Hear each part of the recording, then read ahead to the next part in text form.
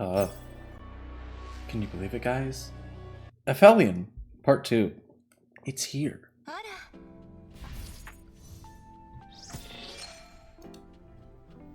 Can you believe it, guys? Aphelion, Part 2. Whoa! More summon tickets. Yummy, don't mind if I do. Hi, gang.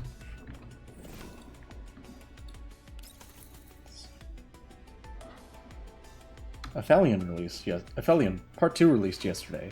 Can you believe it? Yeah. All this stuff. Can you believe it? We already got that. We already got this. We got that. Now we just need the rest of this. Selected new products? Whoa! Yum. That'll be helpful for someone, maybe. Let's just quickly grab all my stuff. Do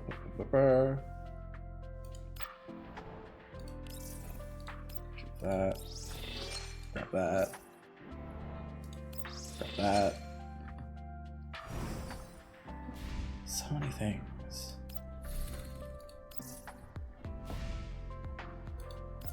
What else is there? Notices. Active rate up, swimsuit idle. Narcissus. Diane. Office does look kind of good though. TBH does look kind of good.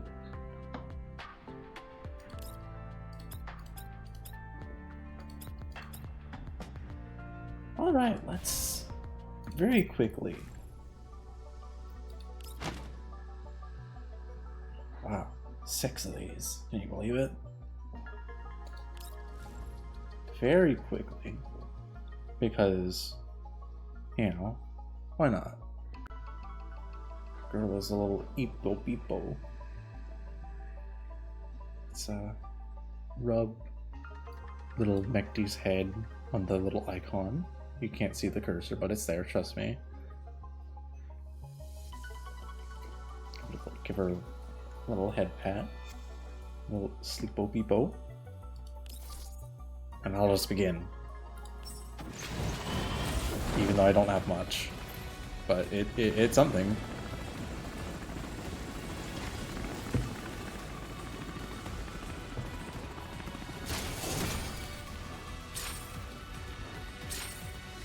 Three, 4, 5, 6, 7, 8, 9, 10. Not even the purple G11. Cringe! Let's keep going!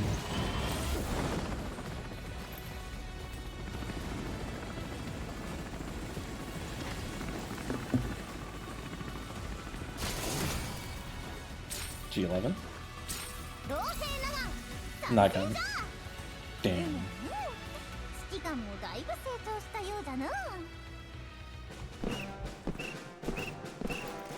Hi, Nagan. She has something to say, but what does she have something to say? What does she have to say? Who knows?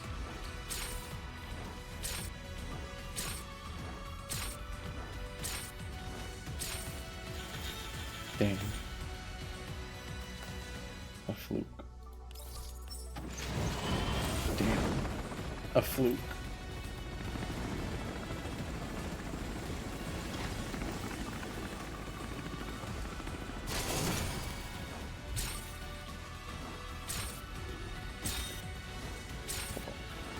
Five, 6, 7, 8, 9, 10.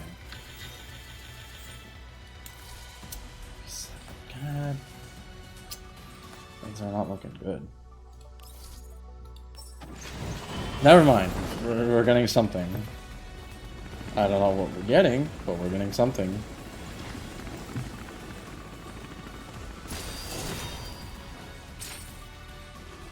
Two. Not an AR, not for a sleepo peepo. 3, 4, 5.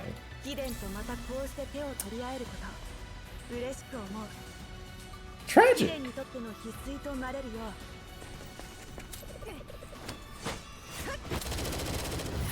Youngju. Oh, how unfortunate.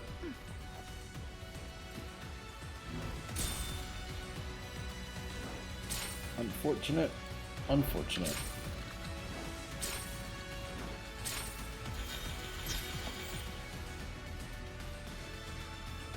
Well, whatever comes next I want,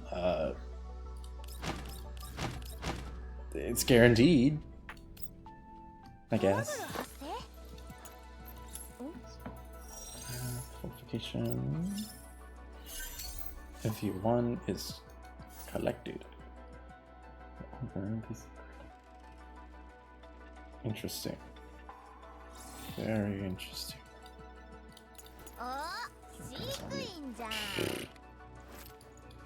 Alright, that's... Wow, that was a little lackluster. But that's okay. Anything can I get from the shop? No. Unfortunate.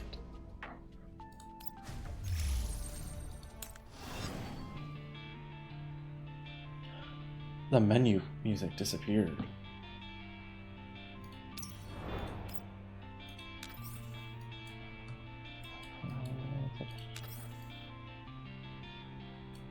Oh, that's a spoiler. Whoopsies. Didn't mean to look at that. Really quickly. The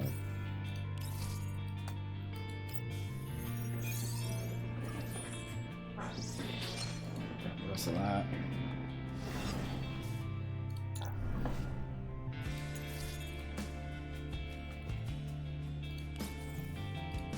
Let's see what they have for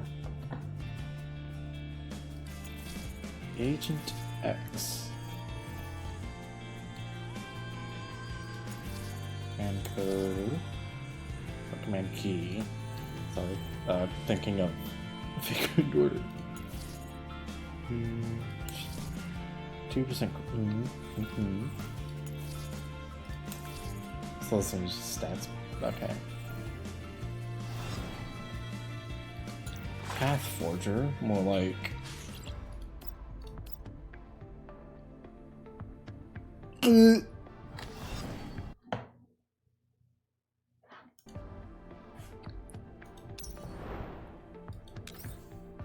Let's begin with the story. We've dawdled on long enough. Story time. After a night of rest and preparation, H.I.D.E 404 and the Survey Corps set off from their camp and head deeper into the contamination zone. The two parties travel across the rugged terrain of the wilderness in separate vehicles. With her motorbike secured to an external trailer, Klukai drives her other 3 teammates in a jeep. This is H.I.D.E 404, making a routine check-in. Come in if you copy. Pressing the comms button near the dashboard, Klukai connects to the encrypted comms channel. The voice of the communications officer speaks matter-of-factly through the speakers. This is the 3762nd Platoon of the 7th Environmental Survey Corps, the Neo-Soviet Union District Environmental Purification Project under the URNC Contamination Zone Management and Recovery Administration. Received. Go ahead. According to the environmental data, we will be the first to reach the target settlement. Once we're there, we'll follow the survey plan agreed upon this morning and start exploring the surrounding area with the settlement as the center. Due to the current environmental factors, our travel speed is expected to be reduced by 20%. Copy that. First Sergeant Dmitri also said, on the other end of the channel, the communications officer pauses for a moment, as if pondering something. First Sergeant Dmitri specifically instructed that you must keep at least one member connected to the regional comms channel to respond immediately to emergency commands. Roger, we'll go. When the exchange is over, Klukai disconnects from the encrypted channel and gestures for Enders to take over. I bet Dmitri is running his potty mouth again. What the heck did he even say? Even the comms officer had to take 2 seconds to translate it into a more diplomatic language. Oh, Charlie, his usual gripes about us being rickety tin cans and a freaking waste of time. If he knows I'm a rickety trick tin can, then why is he being such a slave driver? Magda yawns and sprawls out across the backseat, laying her head on Anders' lap. Anders pulls a blanket over her in a thoughtful and tender gesture. Magda curls up comfortably and buries her head inside the blanket.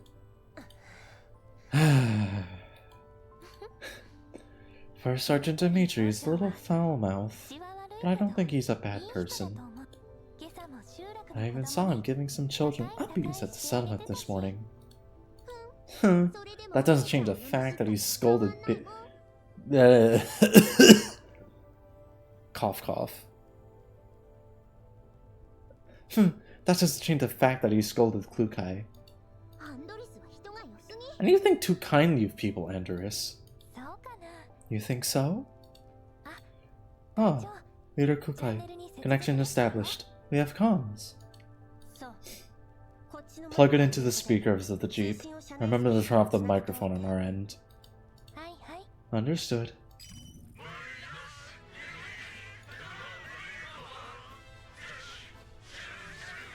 Loud Russian music. Oh, the heavy would be happy here, maybe. The moment the channel is plugged in, loud singing is in some strange regional accents start blaring from the speakers. Magda, originally wrapped inside her blanket, jolts awake and pokes her head out like a roundhog. Turn down the volume. Hard to say which sounds nicer, this or the howls of Elids. Is it me, or are they getting all their lyrics mixed up? Also, some of them clearly don't even know how the song goes and are just humming along tunelessly. Well, I just ran a search on the main melody, and it appears to be a song that was very popular in the Neo-Soviet troops during World War III. The lyrics are basically a call to arms that encourages soldiers to rise against the enemy and defend their country and their people.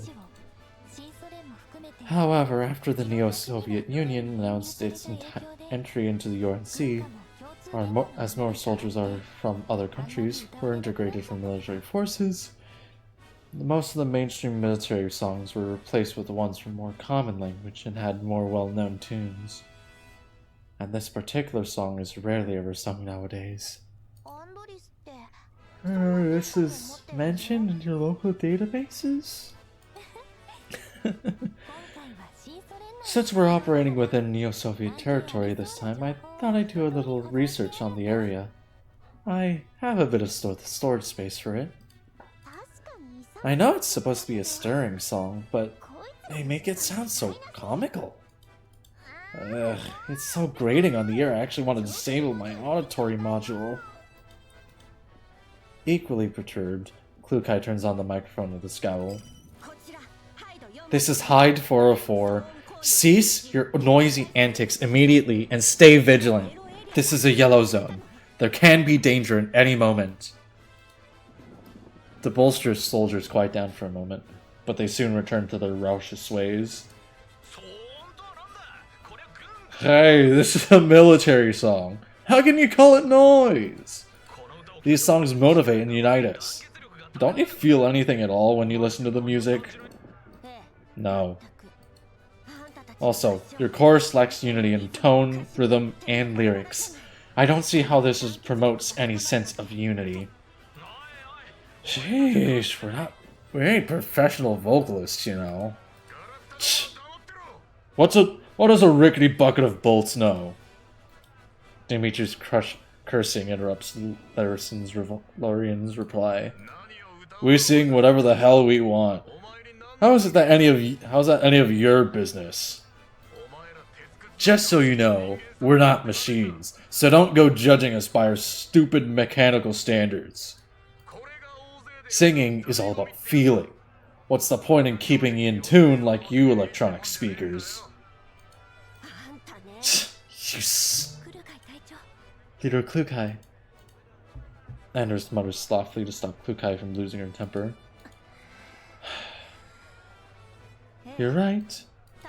You can sing whatever you want, but please turn off your microphone and keep the channel quiet in case any important transmissions get lost. I'll naturally tell them to pipe down when an order comes through. You have no business telling us what to do. Then we will exit the current channel and come in again when the need arises. I just had someone relay my instructions, didn't I? Or one of you must remain online at all times. That's an order. Do I need to repeat myself? Fine.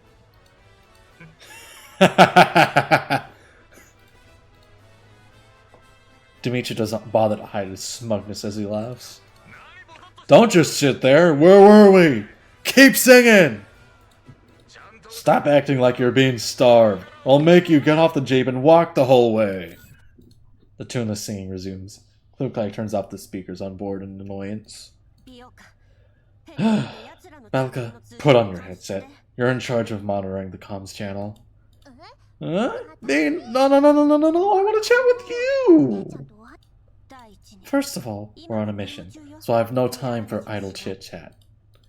Secondly, Anders has to gather real-time intel. As for H.I.D.E, if we leave this to her, we won't even know if the soldiers are all dead. Yeah, better not leave me to it. Dad, don't bother waking me up ever. Hold on, you're really saying that I'm more useful, more important than H.I.D.E, right? If that's how you're wishing to put it, then I suppose so, yes. Yay! I will complete this mission, I promise! Standing up Rimrod straight in the passenger seat, Belka puts on the headset somberly, as if she's monitoring information of critical importance. Having regained her peace and quiet, H.I.D.E retreats back into the comfort of her blanket. Klukai floors the gas in exasperation. Anders, keep an eye on the situation and report anything immediately. Understood. Judging from the video feed from the drone, it should be safe for now. Still, Leader Klukai. Anders is still wearing her calm smile, but she lets out a soft sigh. Mornings in the yellow zone are much more desolate than in the green zone. Klukai makes no answer. The jeep continues to speed across the deserted wilderness.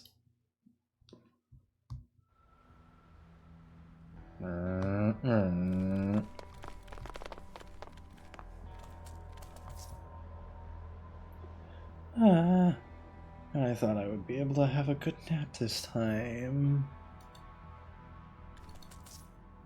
These Zealots are being too much. Do they not need sleep?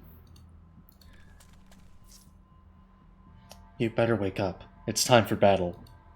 Fine, I get it.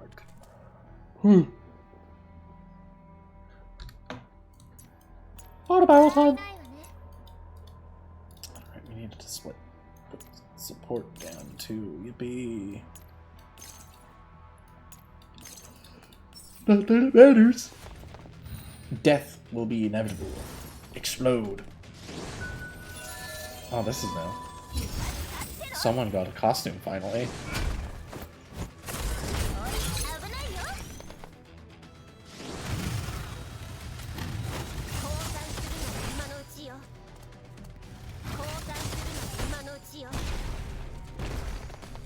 Wow, they all almost died. And they're dead.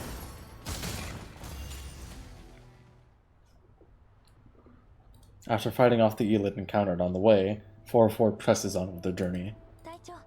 Leader Klukai, we will arrive at the target settlement in approximately 2 hours.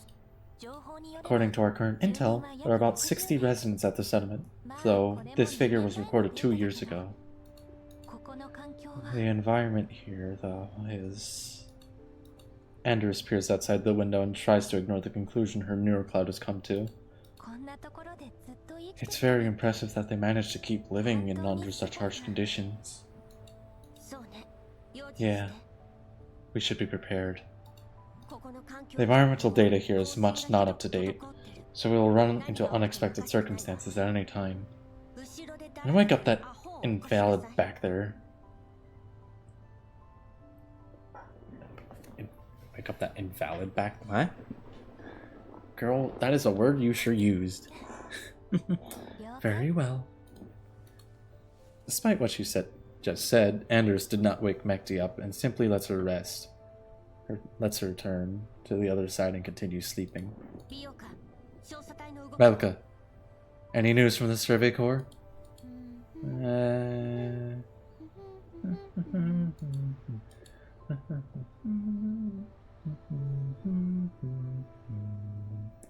Leaning against the window and focused on the comms channel, Belka has clearly not heard Klukai's question. As the jeep rocks back and forth as it travels across the bumpy terrain, Belka's lips move softly as she hums intermittently, her bright green hair bouncing in time with the rhythm. Belka! Belka here! What do you need, leader? What do I need? I told you to stay on the line with the Survey Corps. What the hell are you doing? Should I send you to perform at the Non-Military Forces Administration's concert? Noticing Klukai's displeasure, Belka sticks out her tongue apologetically. It's because they keep singing. I've been listening to it so long, it's kind of an earworm now. Stay focused on the job. Don't make me tell you again. Okay. Very well.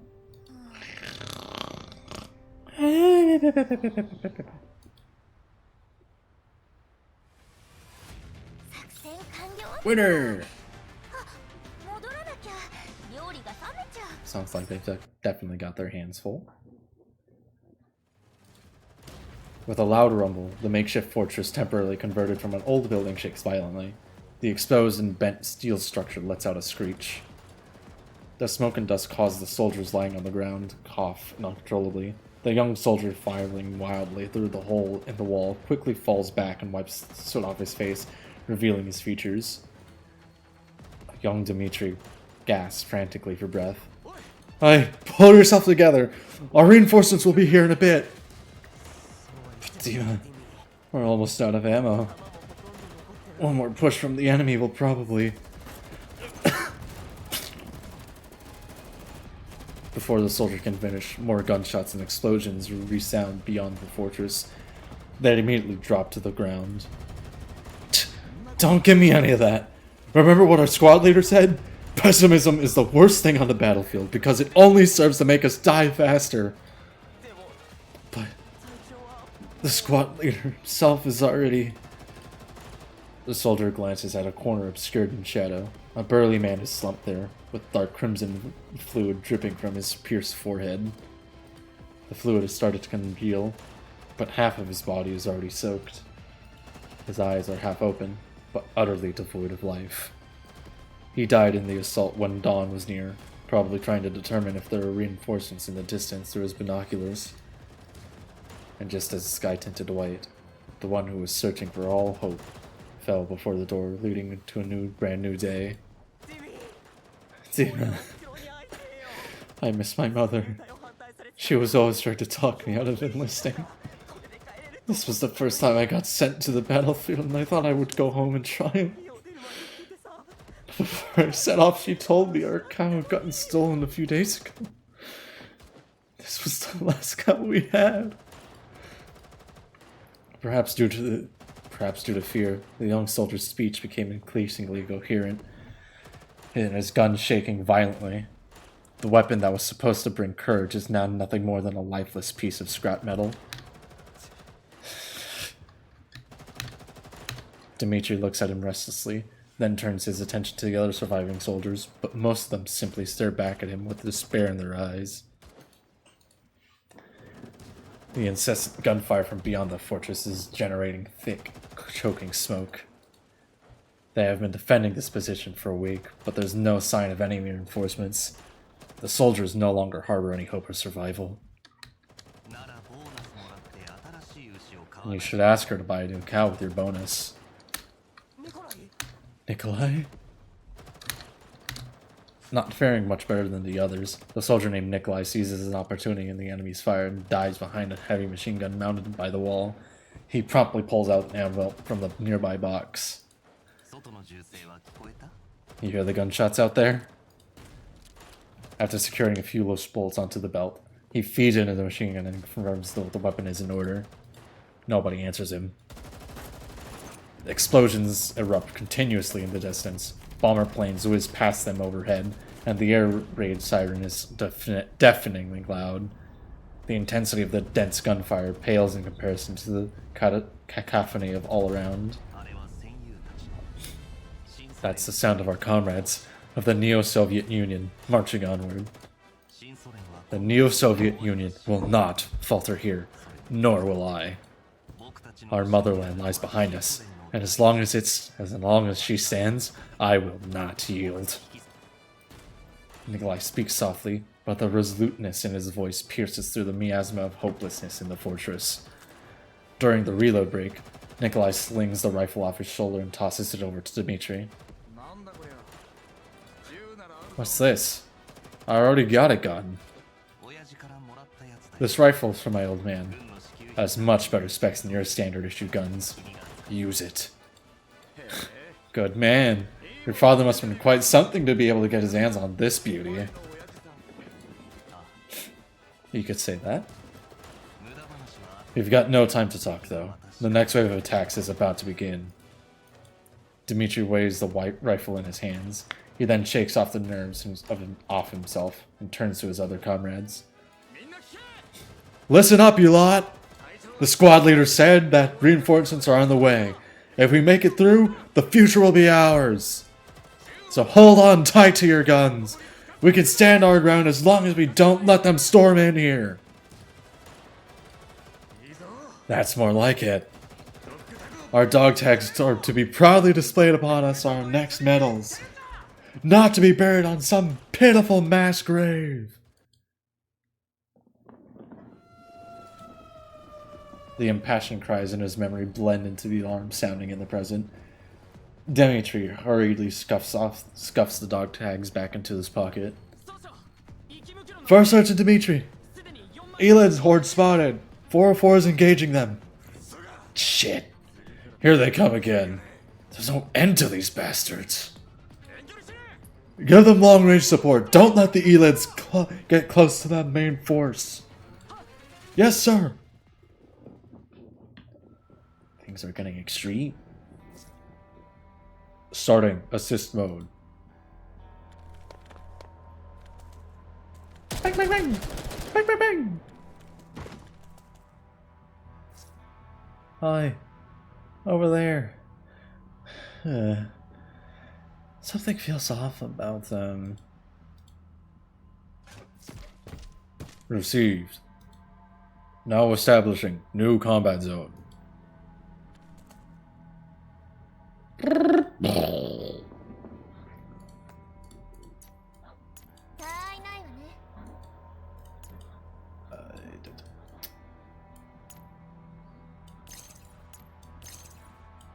Let's put these here.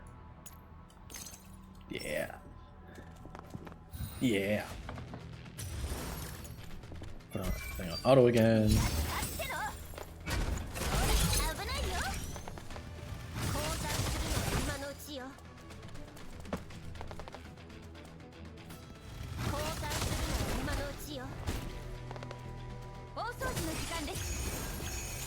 Wow, they did it.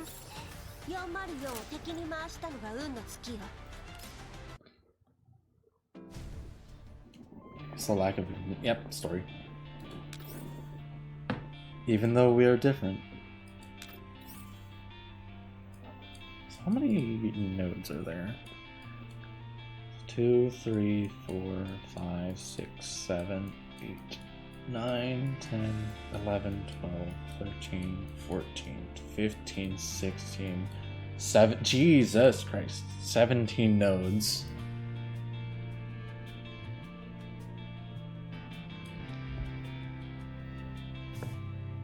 That's a lot of stuff.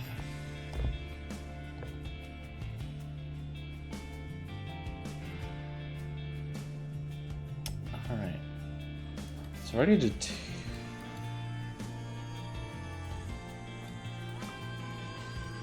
11s. Yeah, 17. So cutoff, I guess, will be. I guess we'll cap off the stream here. Or at least part 1 for the stream here. And then on Saturday, we'll continue Aphelion part 2. Part 2, because this is Aphelion part 2, part 1, I guess, since we're doing that now.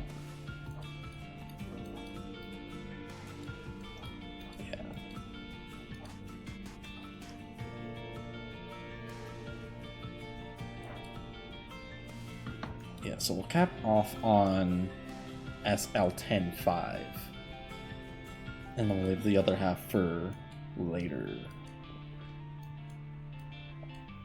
There's a lot of plot, it seems. Big fan of plot. I love plot. You guys love plot? I love plot.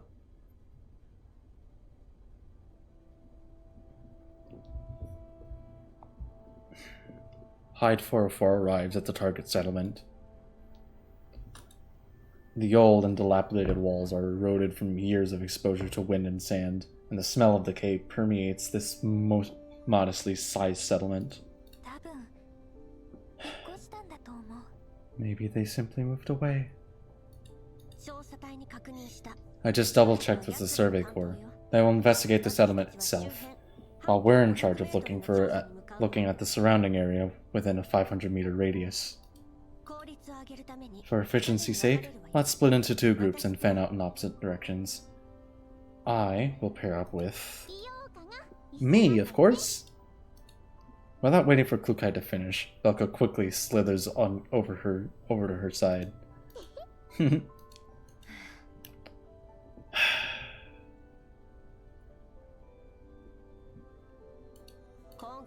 Fine, but don't do this again. You have to obey my orders. Understood. Nice. Since I'm with Anders, I can. No slacking off.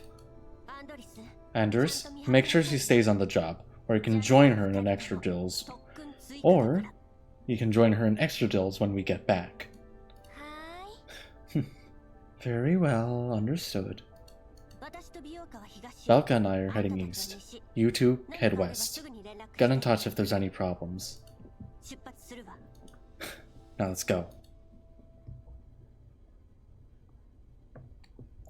Klukai and Belka begin their search near the settlement. Oi, Gleader, I found something. Come here, look, look, look.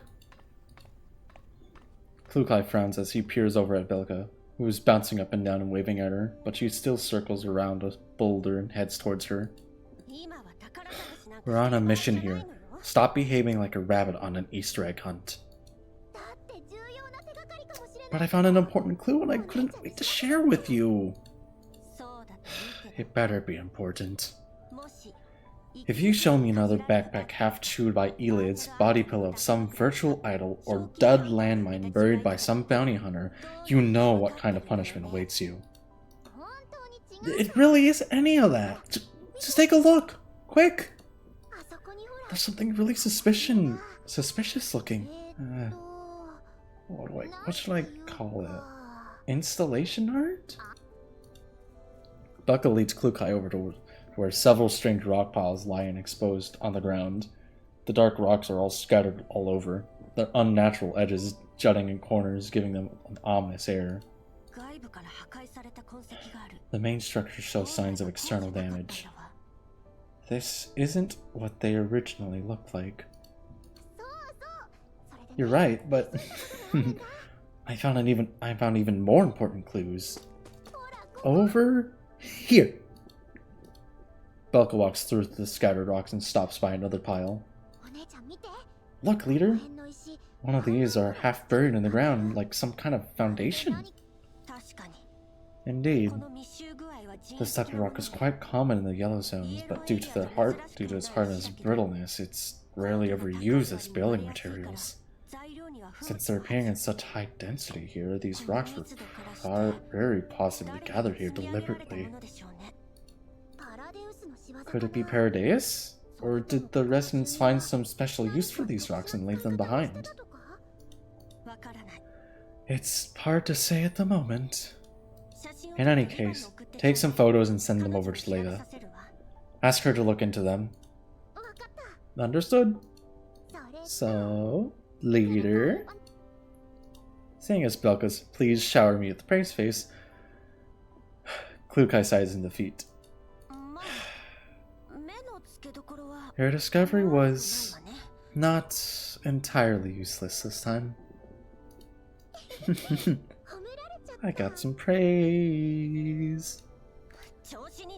Now wipe that dumb grin off your face. Get on with the search if you're done sending the photos.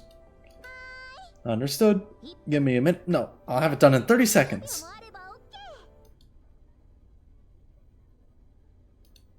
Klukai and Belka continue with the investigation along their planned route, but they find nothing else noteworthy.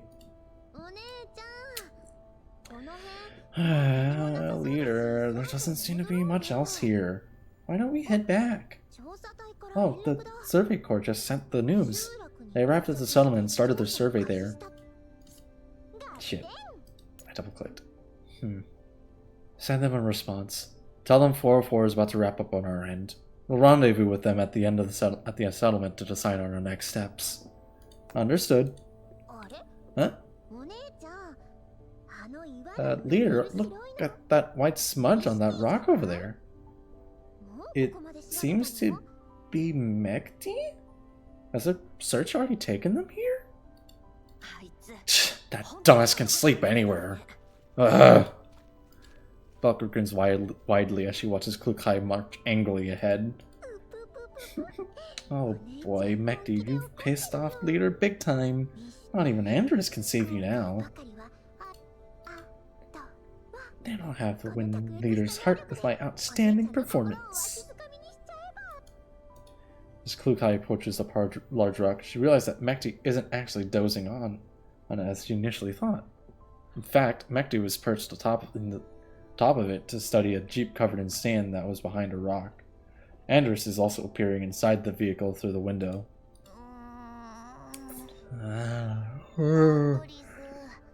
I can't really see anything from above here either, Andres. Then we'll have to contact Leader Klukai. You'd better get down from there first, Mekti.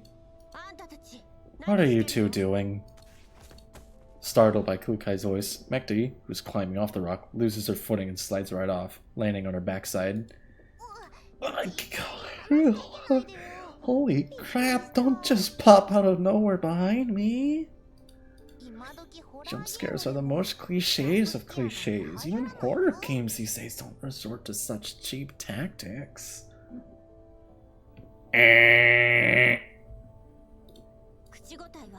Cut the crap. What are you two doing hovering over this jeep? Leader Klukai, we've discovered an abandoned vehicle here. Judging from the amount of accumulated sand, it's been here for at least half a month. Also, we found this on the vehicle. Klukai circles over the Andres' side and spots a familiar logo on the wiped-down front door. The Jeep is covered in bullet holes and scratches. Isn't that the logo of the URNC Purification Project Survey Corps? Yes, we've tried to open the doors, but they're jammed. Probably because of the impact the vehicle sustained. Considering the fact that this may be relevant to First Sergeant Dimitri's mission, you've decided against breaking the doors by force and tried to look inside through the windows. But the windows are covered in one-way film, so we can't really tell what's inside. That's fine. Belka, don't just stand there. Contact the Survey Corps and get them to send someone over. Huh? Okay. Disappointed by the way things turned out, Belka contacts the Survey Corps and informs them of 404's discovery. Leader, I've sent the coordinates. They said they'll be here shortly. Good. Mekti, force the door open. Anders will record the whole process just so everything is clear. Can you do hard physical work again? Despite her complaints, Mekti still walks up to the vehicle door and takes aim at the lock. We left the crowbar back at our jeep. I can just shoot this, right? Sure. The rest of you stand back. Don't get hurt. Alright, here goes. Bang, bang, bang, bang, bang. With a burst of gunfire, the lock is penetrated by the bullets. Done. The rest is up to you then. Wake me up when it's time to leave. Kukai pulls the door open and something dark immediately tumbles out. It is the corpse of a man. The hands are clutching a gun tightly. His army uniform is covered in a large patch of dark brown, especially around the abdominal area. It's the uniform of the Survey Corps. There are two others in the jeep. Judging from the crystallization of their wounds, the time of death must have been more than 2 weeks ago. Anders tries her best to steal her neurocloud as she takes in the pockmarked vehicle and the stains on the interior. She's never seen such a grisly sight in the green zone. The bloodstains suggest that they died from severe blood loss after being injured and taking refuge here. He's still gripping his weapon, so they were on the lookout till the very end. Also, the vehicle's age... It's... Anders scrambles to gather all the information available, but she cannot stop her voice from wavering. Anders, go wake Mekti. Understood. Sorry. And thank you, leader. Belka watches Anders with some concern. Leader, is Anders okay? She's not gonna crash again, is she? That's alright. She was a civilian doll. It'll take some time for her to get used to the world we inhabit. Yeah, but green zones and the yellow zones are so different. Sometimes they do feel like two entirely separate worlds. All the human inhabitants used to live in places in the green zone and white zones, right? Taking in Belka's unease, Kukai ponders for a moment, then simply gives out a piece of advice. Don't let Anders' sentimentalities get to you. The past has nothing to do with us. The human's current predicament also has nothing to do with us. I understand, big leader. Extract the remaining 2 bodies from the jeep and see if you can find anything else. Wait! The soldiers from the Survey Corps have arrived at the scene. Dimitri walks up to the jeep and takes a look. Kukai backs up 2 paces to keep some distance between Dimitri and herself. We'll take it from here. You lot, get the 2 bodies out of the jeep. Be careful with them. After giving the order, Dimitri circles the jeep and studies it closely with another subordinate in tow. The jeep is covered in bullet holes and dented on one side, probably caused by scraping against some natural land feature. The license plate number is going to be confirmed. The vehicle belonged to an MIA unit. Due to the extended decomposition and the missing dog tags, the bodies in the vehicle are yet to be identified.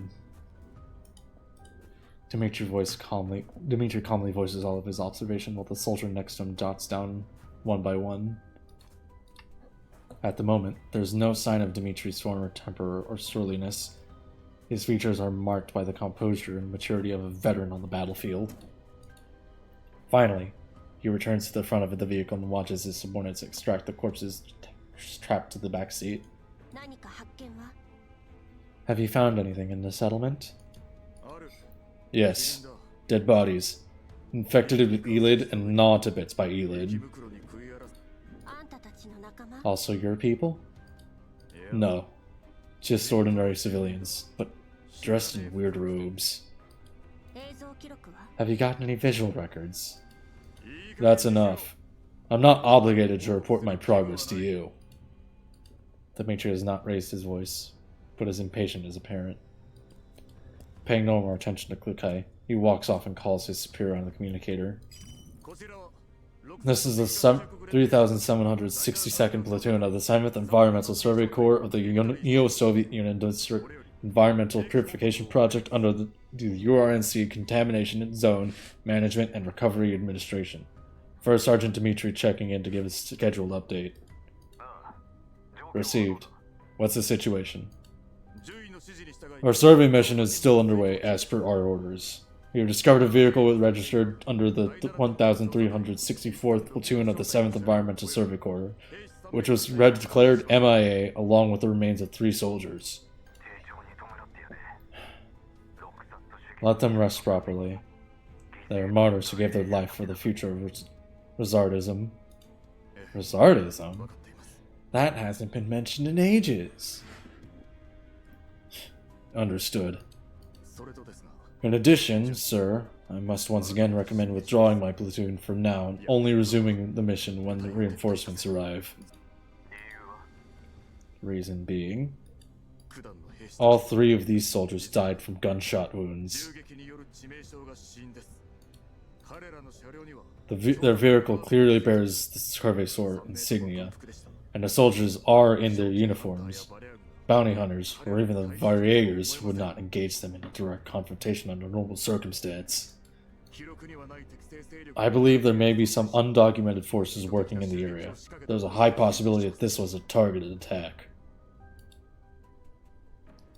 The silence on the other end of the line makes Dimitri restless. Sir, I'm not saying this out of cowardice, but we have encountered far more complications on this mission than expected. First Sergeant Dimitri, there are no gun regulations in the yellow zones. An attack on 3 men is not enough evidence to support your claim. Besides, resources are scarce wherever you are, so Variegers operating in the area are very likely to target straggling vehicles of the Survey Corps and plunder military supplies. Sir, do you even know what you're saying? First Sergeant Dimitri, continue with your mission. That's an order. Blindly following orders will only hinder the progress of the mission. The entire 1,364th platoon is declared MIA, and I've already lost 1/3 of my own platoon. I can't guarantee the success of this mission unless we set off after joining up with our reinforcements. You can't stop. We're not afraid to die, but I don't want to pointlessly squander my own men's lives over some petty, shitty plan. Watch your tongue if you don't want to place those soldiers in our entire company in even more danger. Our survey is already progressing much slower than other areas, and a significant portion of our men were from the same place. The Railway Force Survey Corps is our last refuge we have.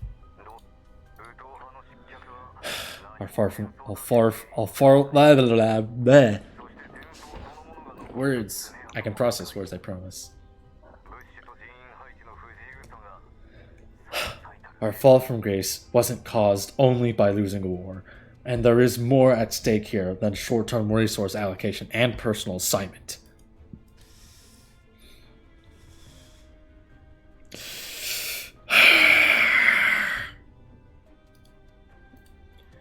Dimitri falls silent. The URNC insignias on his teammates' uniforms around him are suddenly quite an eyesore. And here he has thought he had already gotten used to the change. Alright, this conversation ends here. Continue with your mission. I'm dispatching the nearest troops to you to give you some backup. they'll get there ahead of the original schedule. After a brief pause, the warrant officer adds, "Stay sharp. I await your safe return." After the call ends, Dimitri stows his communique away in silence. The bulky and stiffy protective suit is getting suffocating.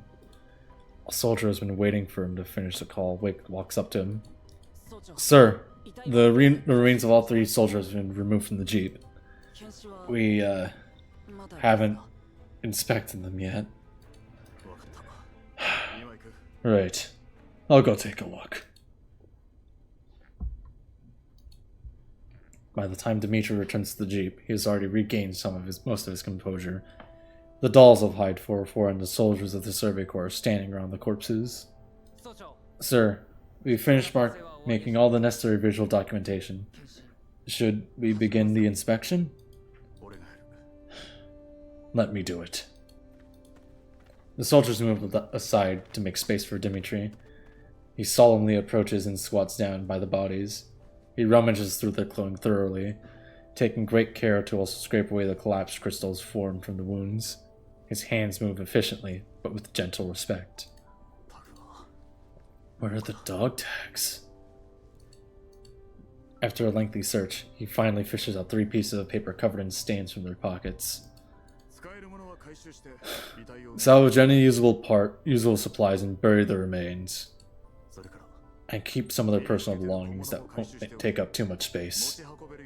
Their families deserve to know." Dimitri falls back several paces and moves over to the jeep, then lays all the scrunched up pieces of paper that he had just found on the floor of the hood of the vehicle. Plucky and Anders huddle in for a closer look. Dimitri shoots them a glare, but doesn't stop them. "They're all the same?" "Mm-hmm. There's a lot of markings. Could these be maps? But then again, they don't have key elements you'd find on maps. Also, these numbers and the word origin. What origin? Like Origin? Like the Black Ops 2 map? No way. I like that map. It's one of my favorite maps ever. We should play Origins sometime. I like Origin. Guys, I like Origins. Do you like Origins? I like Origins.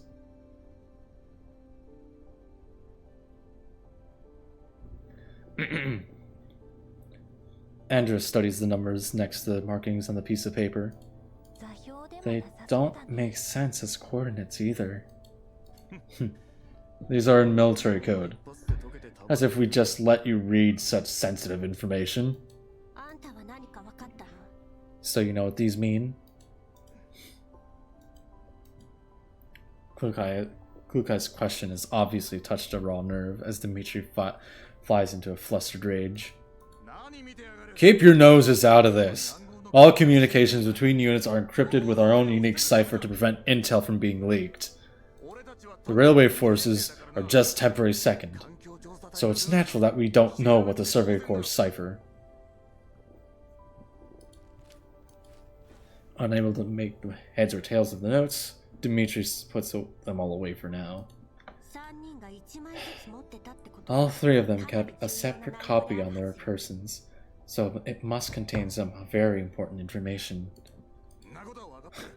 I'm very well aware of that. It goes without saying. Dimitri dismisses Klukai's observation. He checks the time and looks up at the sky, then turns to address his subordinates. "It's getting late. Get a move on and get this place cleaned up. We'll set up camp at the settlement tonight. This isn't exactly a place of peace and tranquility. Starting tonight, we're doubling the number of sentries in each shift. Also, I just asked over comms. Our reinforcements are already on their way. Just hang in there for a bit longer. Once we link up with them and finish the job, we can kiss this shitty life goodbye. When we get back to the Great Wall Railway, promotions and pay rises will await you." "Yes, sir." Dimitri is relieved to see that his subordinates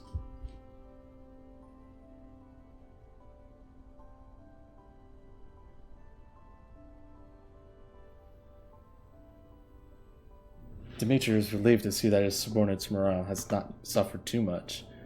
Just as he's about to leave, Klukai speaks up. Dmitri? What? Get out of the way! Klukai jams a thumb to the side. What do you want to say? Just say it right here. There are no dog tags on all 3 bodies. Are you sure you want to have this discussion here? Dmitri raises an eyebrow. He walks off to the side and gestures for Klukai to follow him. Did the dog tags found on the Bujam belong to them? But the remains show no sign of having been gnawed. It's always but with you. There's danger everywhere in the yellow zones. You losing your dog tags isn't so unusual. From what I know, soldiers cling to their dog tags even in death. What do you tin cans know? Just do your job and mind your own damn business. Clearly unwilling to continue the conversation, Dmitri storms off. Looks like Dmitri is still not ready to face the truth. He's still trying to delude himself with such an obvious problem is staring him in the face. He's shrinking in his duties. You may be a bit too harsh on him, leader. So, what do we do now? Are we also setting up camp nearby? Yeah. I'll check out the settlement, and I'll get in touch with Leva. Remind Mekti and Belka to keep their mouths shut about Paradeus. Understood. At night, most of the Survey Corps soldiers have already turned in. The few who are on sentry duty are in the dolls with H.I.D.E work together to patrol the area surrounding the settlement. Unable to go to sleep, Dmitri takes out the dog tags again.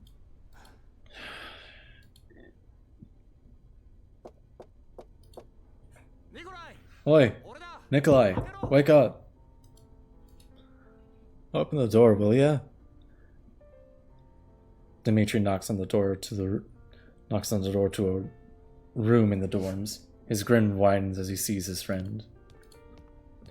Nikolai freezes for a second before letting him in. Keep it down. Have you forgotten the rules? Come on. Dmitri plunks himself down on the empty bed, while Nikolai sits down on the desk in the corner of the room and picks up the book he was in the middle of reading. Principles of Informatics. Still reading physical books in this day and age? Jeez, you're a nerd. But that's good. Machines can't be trusted sometimes. The droids that used to serve with us on the battlefield won't even recognize us after their authorizations got rewritten in the UNC army took over. To think I took a liking to the little surveillance drone that and even treated it like a pet. Dima, not so loud. Fine, I'll shut up. Dmitri takes in the empty dorm room and looks and slaps the wooden bed frame absent-mindedly. You're the only one left in this room, huh? Last one left for the night. Retired from service and went home. What about you? Gotta do what I gotta do. Nikolai scribbles a mark on his book. You seem awfully blessed about this. General Carter's fall must have affected your family, surely, huh? It's not anything out of the ordinary for the old man to sit down. Why were you even here, though? You didn't come to just show your concern about my family, did you? I came because of this. Dmitri pulls a piece of paper out of his pocket and gives it a wave. Nikolai grows still. Transfer order. Stamped this morning. I'm going too, Breton. I'm gonna spend a few years on the border, then God knows where they'll send me. With your rank, you could have applied to stay. Staying doesn't seem like much of a good idea. I'd rather be exiled along with my brothers. They're gonna build something called the Great Wall Railway, and we'll all be the reserve garrison force. Sounds pretty tough, but now that I think about it, should be plenty of opportunities to turn a neat profit.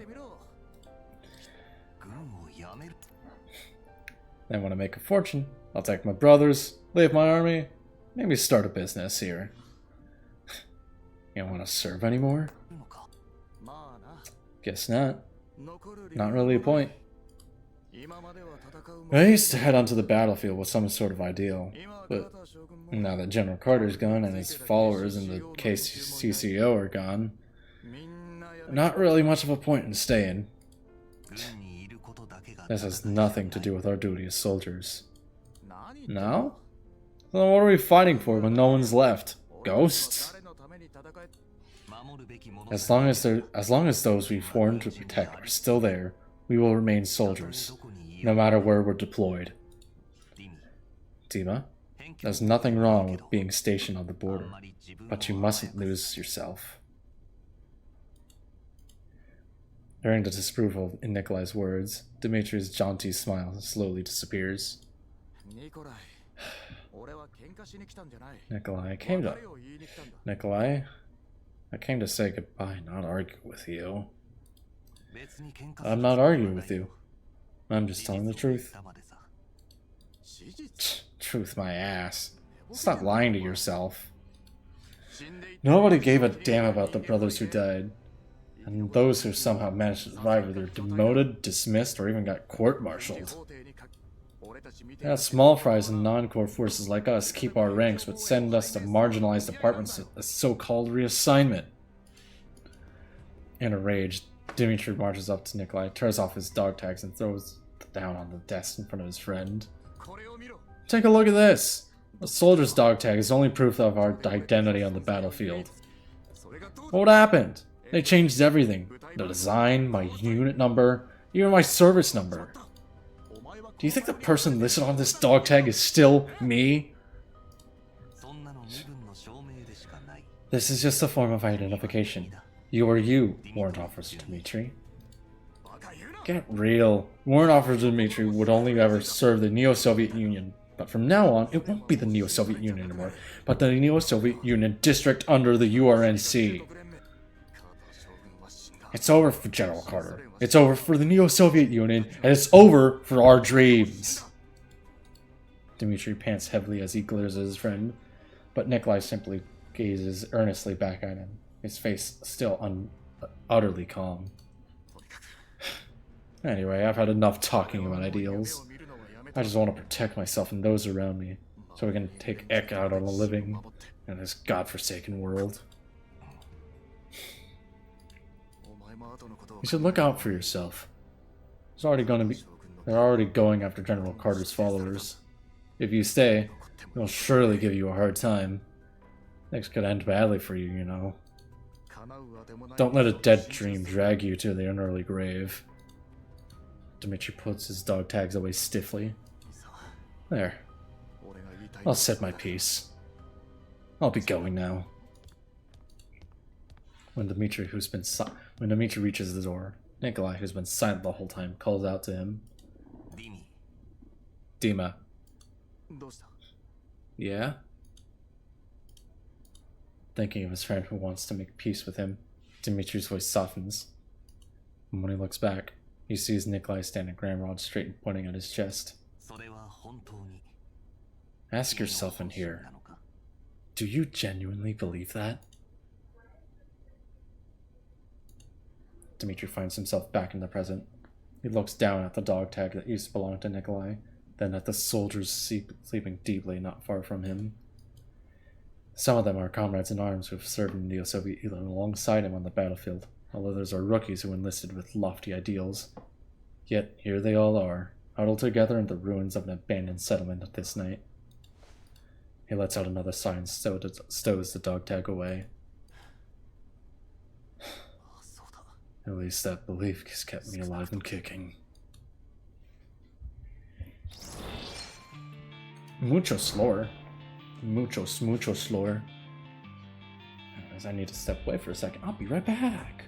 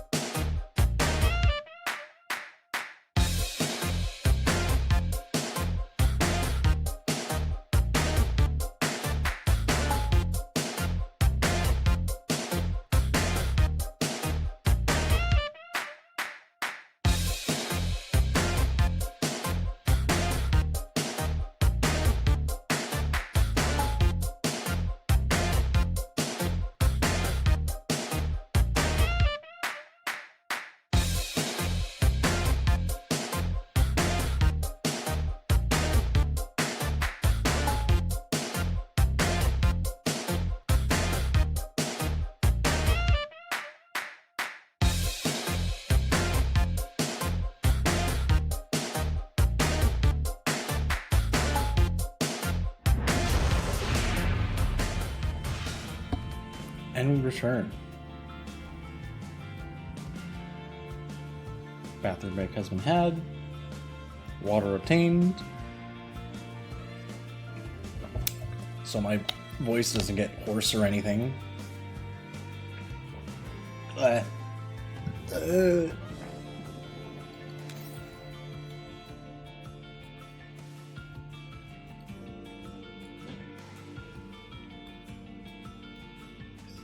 I said we stop here. Very much a lot to do still.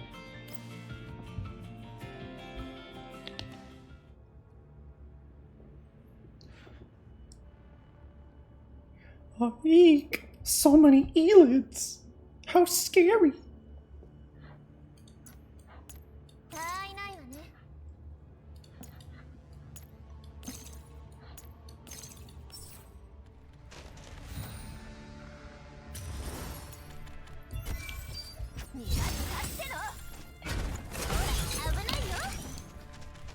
Go, my scarabs.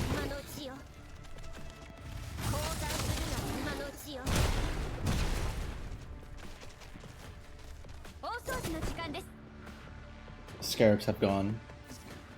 Target eliminated. Moving forward. Hey. Go back down. A drone. Beep, beep. Beep, beep, beep. They're being followed. After fending off the elids that attacked them along the way, Klukai walks aside while the team is resting up and answers a call from Leva with obvious displeasure. You're calling a whole 10 hours later than you're supposed to. Doesn't the Non-Military Forces Administration administer their time? My, don't be so grumpy right off the bat. I have a lot of serious business to attend to, you know. It's quite understandable that I can't always check in with you on time. Rules and regulations for H.I.D.E 404 members. Calls and meetings. Article 24. In the event of an emergency, participants must be informed of the cancellation of a meeting or call. The reason must be stated, and the rescheduled time must be confirmed. Need I repeat that? You've got too many rules, Klukai. Who can remember them all? If you could all hold yourself to the high standard that befit elite T-dolls, there wouldn't be need to meet for so many rules. We've coped well enough, even back when our rules were essentially half a page. That was then. Now I'm the squad leader. And yet, leader, the almighty lady was getting the jitters because she couldn't get in touch with a humble little member in a suit like me. Who was getting the jitters? Never mind. Let's get back down to business. To defeat the Huns? No. Shut up. Don't make a reference like that ever again, or I'll shoot you square in the head. Jeez, so rude. Leva chuckles at Klukai's huffiness. Having succeeded in riling her up, she decides to call it a day. I've had a look at the images you sent over. Those rocks are indeed evidence of Paradise's activity, a fact that's corroborated by Elena's intel. The deceased in the settlement were also dressed in an attire that matched the uniforms of Paradise members. So congrats! Finally, some concrete progress. It's not really anything worth celebrating yet. You were bothered by the lack of progress before, but now you're upset that it's confirmed to be Paradise. You're really hard to please, oh mighty leader Klukai. If you know I'm the leader, then drop the dizzy act and start taking this seriously. What has Paradise been up to for the past few years? Have the Nitos started studying architecture?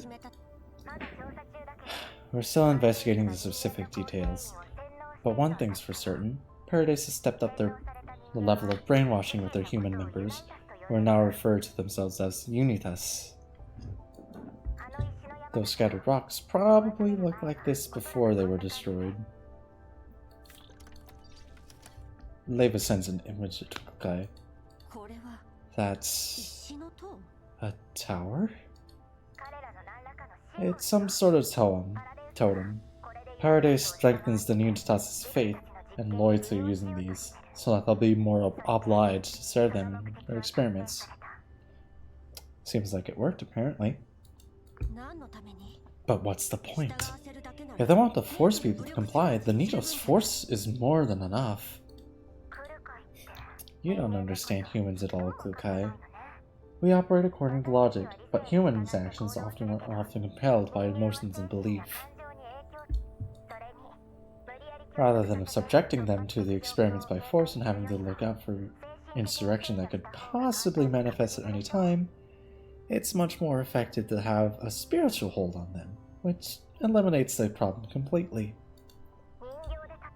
To make an analogy, it would be akin to overriding their protocols, like transferring their command authorizations from normal society to paradise.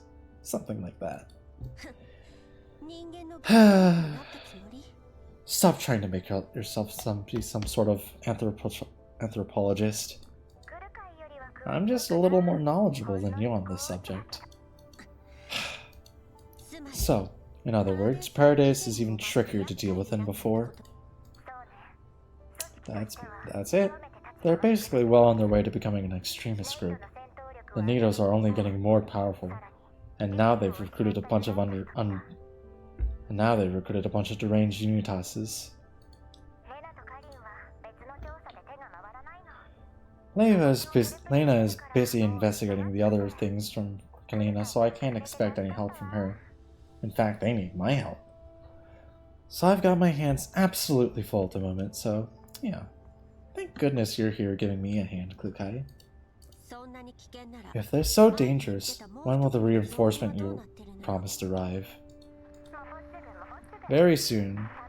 I think you'll be... Huh? Beep. With an ear-splitting burst of static, the comm lines break down. Talk about bad timing. Klukai recalls what Leva just said. Well pleased. What kind of reinforcement would make her well pleased? 404 has always preferred to work on their own.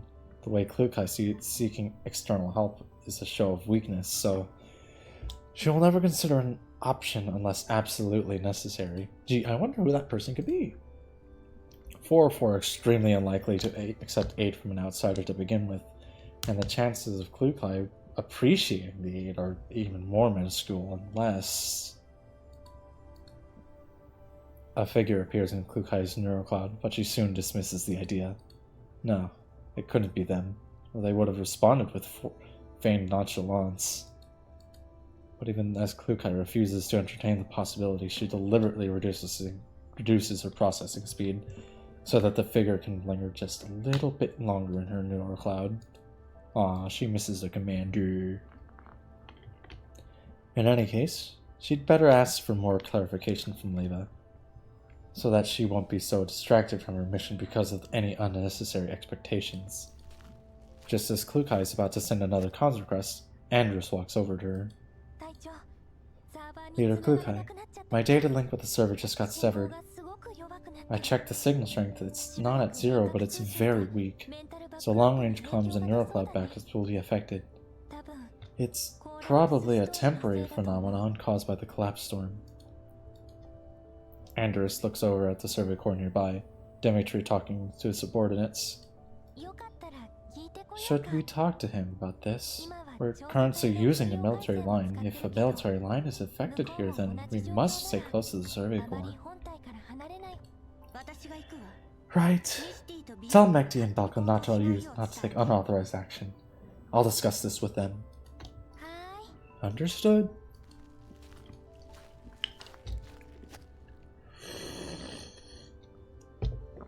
Sip your water. Sip your water.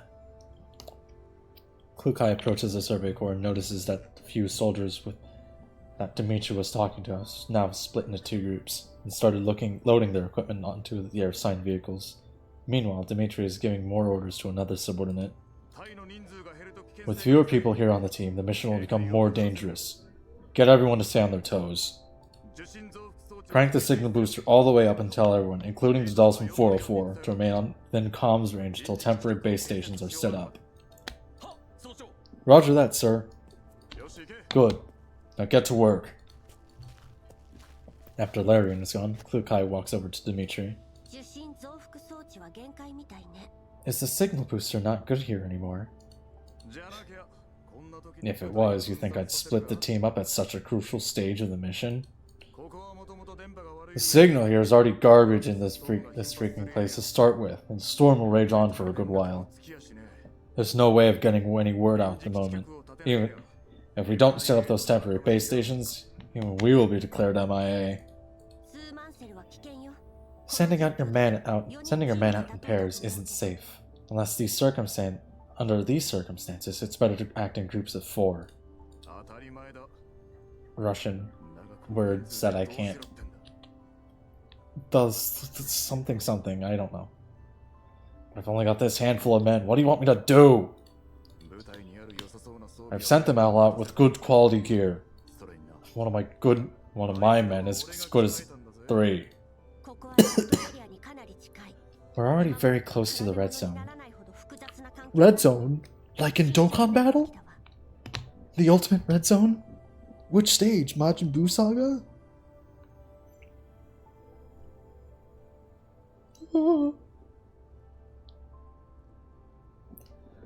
The environmental conditions are way more unpredictable than what you've experienced so far. You really should be more careful.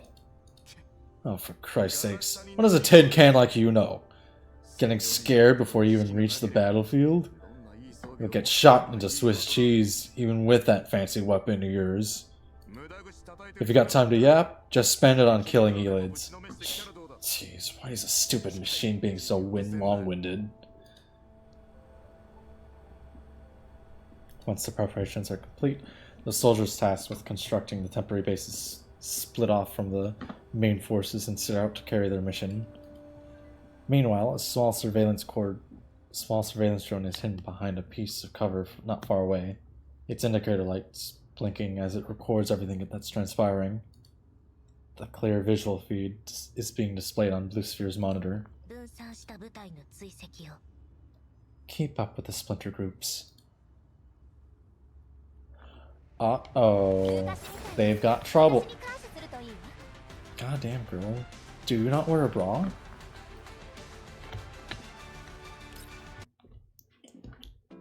Let's see, is it another? It's another, okay.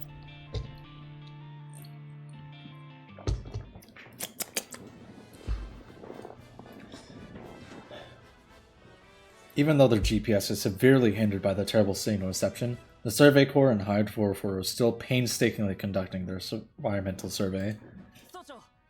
Sir, 2 of the groups have sent their signals. It appears that they've finished setting up the temporary base stations.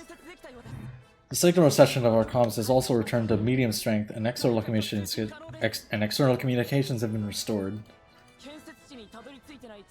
Some of the groups still haven't found a suitable location to set up their base stations, but they have found re-established communications with the main force. Not bad. Notify the brothers at the base station to tell them to stay put for now. The temporary base stations are poor substitutes for standard ones. They must take extra care not to let things like Elids damage them. And even if they encounter Boojums or anything that they can't manage, tell them to prioritize their own safety and contact the main force at once. Yes, sir! On the cold digital monitor, 2 specks of light flicker steadily like stars in the night sky. They may be faint, but their presence is unmistakable. Dimitri wishes sincerely that the stars obscured by the gloom will get to light up on the night sky again one day. It's time to contact the warrant officer again. This shitty place. Kaboom! The Jeep is hit by a strong impact. Even the communicator is knocked out of Dimitri's hands, falling underneath the seat. Through the window, he sees that the vehicle's collided with his is also part of a pile-up collision. The actual vehicle that came under attack has skidded to a halt with blown-out tires and heavy smoke. Shit! What just happened? A group of vehicles have appeared in the distance, followed by vicious fire assault. The dolls of H.I.D.E 404 have already leapt into action, diving behind cover and exchanging gunfires with their attackers. They must have snuck up on us while our radar was still down. We don't know which armed force this is. Get everyone to find cover and wait for the enemy to run out of ammo. Wait for my order and prepare to counterattack. Uh-oh. They've been hunted. That's not good. Many mechs. Ah! Ambush! Quick, hide!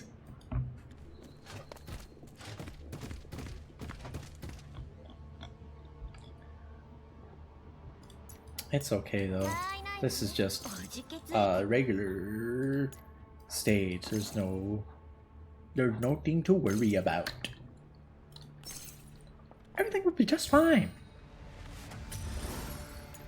Go, my scarabs.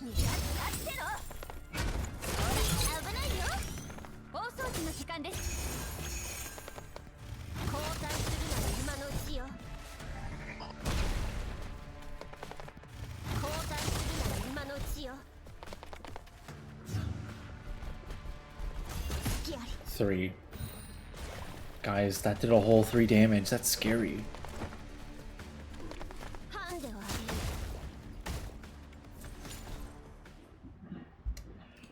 Having repelled the assault for the time being, Dimitri directs his subordinates in the Doll's 404 to clean up the battlefield.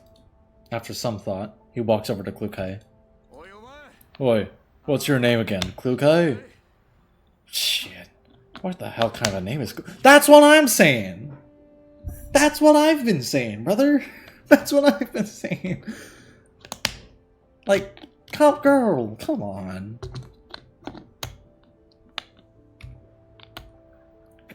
Like that, like I respect the name change, and it gives you a bit of personality, but Klukai, really? I've said this before. Really? Really?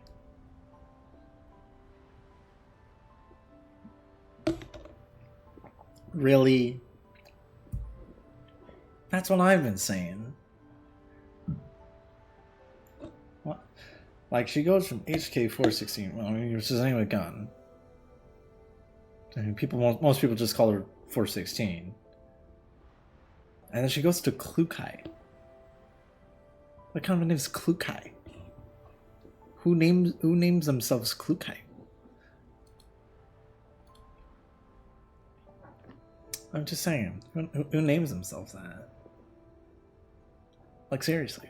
Seriously? Seriously. Seriously? Seriously. Anyway. Klukai and Endurus, focused on inspecting the wreckage of the enemy mechanical unit, did not bother to look up. What is it? Didn't you mention you got attacked by an unknown armed force earlier? Were these the guys? Wait.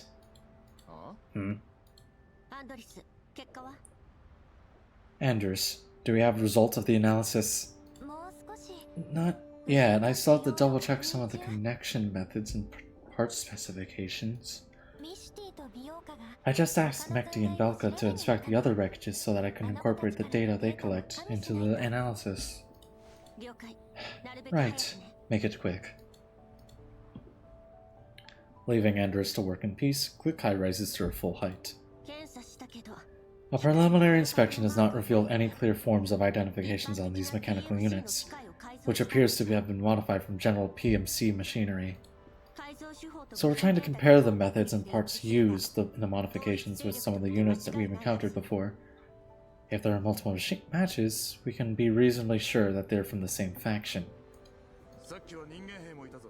There were humans in the forces that attacked us. Unfortunately, they either got killed or fled. Have you also encountered human armed forces before? No. It was only modded automatons that attacked us.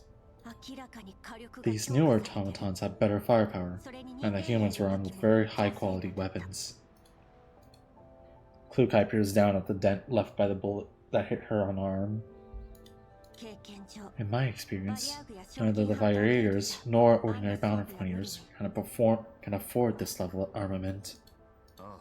Is that so? First Sergeant Dimitri! We've searched the human remains thoroughly, but found no meaningful clues. Alright, see if you can find any usable weapons, energy sources, or protective equipment. Gather everything you can find, and take them with us.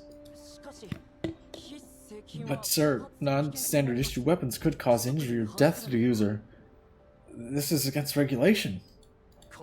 Who cares about regulation anymore? We must make use of whatever resources we can get our hands on. Still, check everything carefully. Get rid of anything with electronic messaging capabilities. Understood, sir. Leader Klukai? Sir Dimitri? I have the analysis result. The fire control cores installed on mechanical units of the same type generally have the same ports. As for the parts, they're just your run-of-the-mill military stuff, so I thought I'd check the manufacture batch through the net, but... But what? Our signal got disconnected. Huh?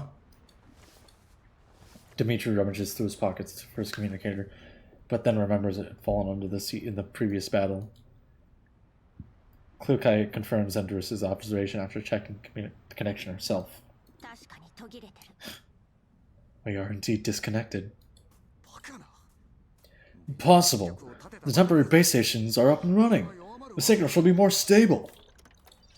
Dimitri rushes back to the jeep in disbelief. After searching for a moment, he finds his communicator and accesses the signal interference. The digital screen is now pitch black. There's no sign of the blinking lights that once brought in one's comfort. 2 hours ago. How's it going? Is the plan proceeding smoothly? Yes. Though there have been unexpected changes along the way. Changes? Have they received more reinforcements? No. But once the Survey Corps noticed the signal deterioration, they split up and started constructing temporary base stations. They're even more cautious than we thought. That's not good news. Make sure you don't let off the splinter groups. No problem. However, even though Mangji Security has aided in Paraday's operations within the area, they're not very accustomed to local terrain due to the complex environmental conditions and rampant illegal activities. They've had to allocate part of their crew to take out the Bujin, so we are not fully aware of the entire Survey Corps' movement at the moment. I need not remind you of the danger of fish that slips through the net, do I? Don't forget the trouble they caused the Survey Corps last time. Right. I've already informed Mangji Security to take action, as per your order. And to prevent the Survey Corps from reporting the situation to superiors, I also applied signal restrictions to their current location. The military line is completely down. That's acceptable, I suppose. But it's not guaranteed fail-safe resolution, you know. So long as their signal marker or temporary base stations still exist, a risk that they might get out. There's a risk that they might get out of this. Blue sphere, darling? Cocoon's demeanor shifts ambiguously. Every word seems to be a warning thinly veiled under humor. I hope you have contingency plans in place. That's just an emergency countermeasure. As per your order, I will spare no effort in searching for and eliminating the Survey Corps splinter groups, as well as destroying the existing local signal markers. Oh, that's marvelous to hear. By the way, I have just one more piece of advice for you. And that is... Sect Fab has instructed me to relay this message. You may activate the last resort, if necessary. The decision of activating it is entirely at your discretion. However, be sure to make it quick and clean. And remember to wrap up all the loose ends afterwards. After all, this is an extremely risky move, and it will be very difficult to explain to ourselves if we attract even the slightest bit of suspicion. The same order has also been issued to Mangji Security. Just request an authorization transferred from them. Understood. Alright, that's it then. Good luck. Before the comms line is terminated, Cocoon suddenly taps the screen. Oh, one more thing. Since the Survey Corps kept pestering their superior, they've been sent new reinforcements that will arrive in only a day or two. This new force is getting pretty close. Make sure you don't let them suspect a thing. Uh-oh. Sounds like trouble is brewing. Big trouble. Da, da, da, da, da, da, da, da.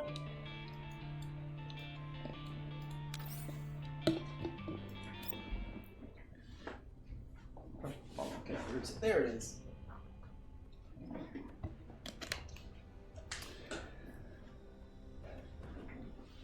Wait. Wet. Wet.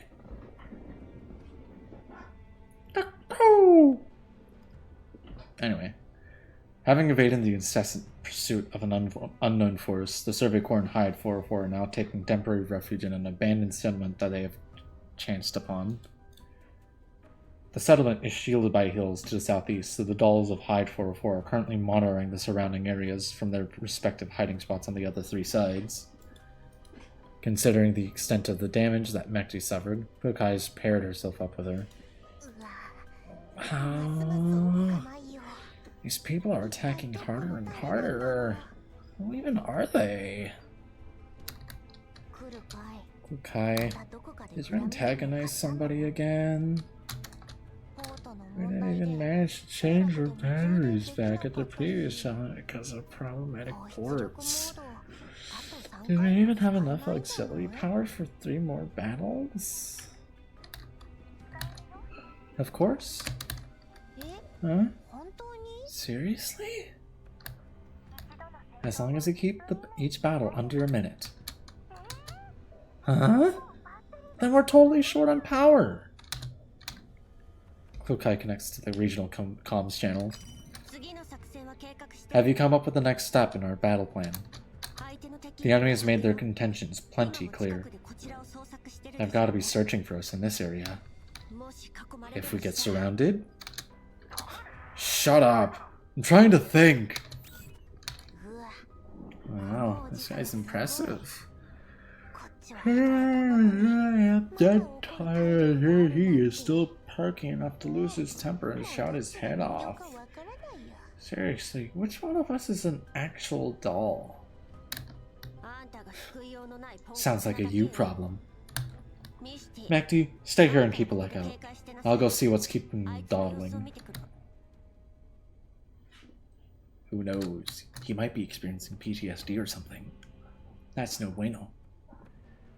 Plucky heads over to the building in which Dimitri is taking cover from and finds him checking and rechecking a slip of paper with an unknown sequence of numbers against the map.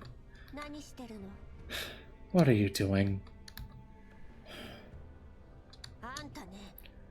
I said, please keep quiet while the first sergeant reviews the situation and looks for more clues.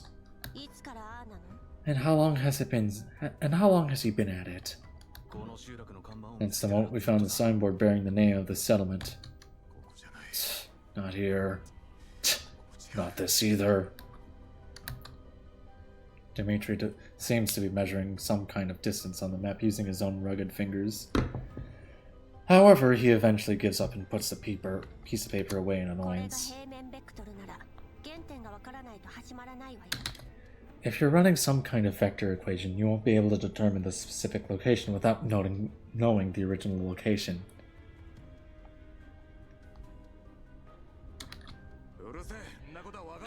Shut your trap.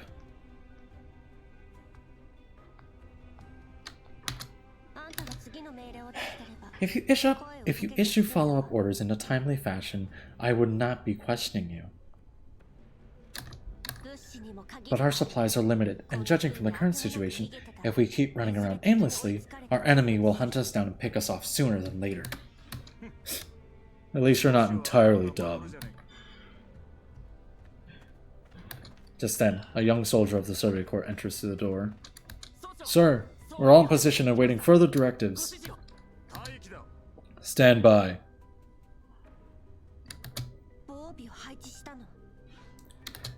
You've already set up our defenses? Duh. You think I was just playing Sudoku while being a sitting duck?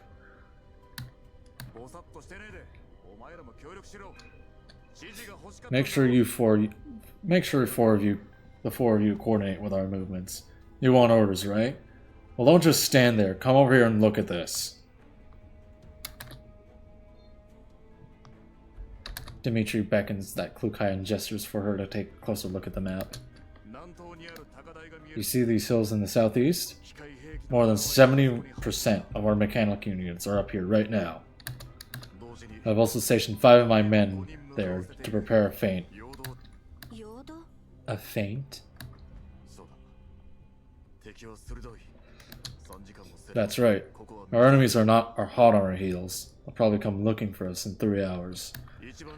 I just checked the map and the closest settlement for our current location is at least 6 hours away. It won't be very difficult for us to stay hidden while we make our way there. If we can't get a bigger head start or take out most of the pursuers in one go, they will catch us before we can even reach our next settlement and replenish our supplies. And it will be game over by then.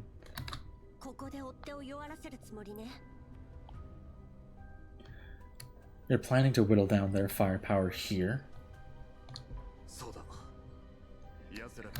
Exactly. To them, we're just a small and poorly equipped force that can only counterattack using ambushes and guerrilla tactics.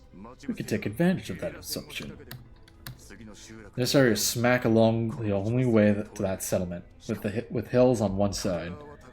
Anyone with half a brain can tell that this is the perfect spot for an ambusher, including our pursuers.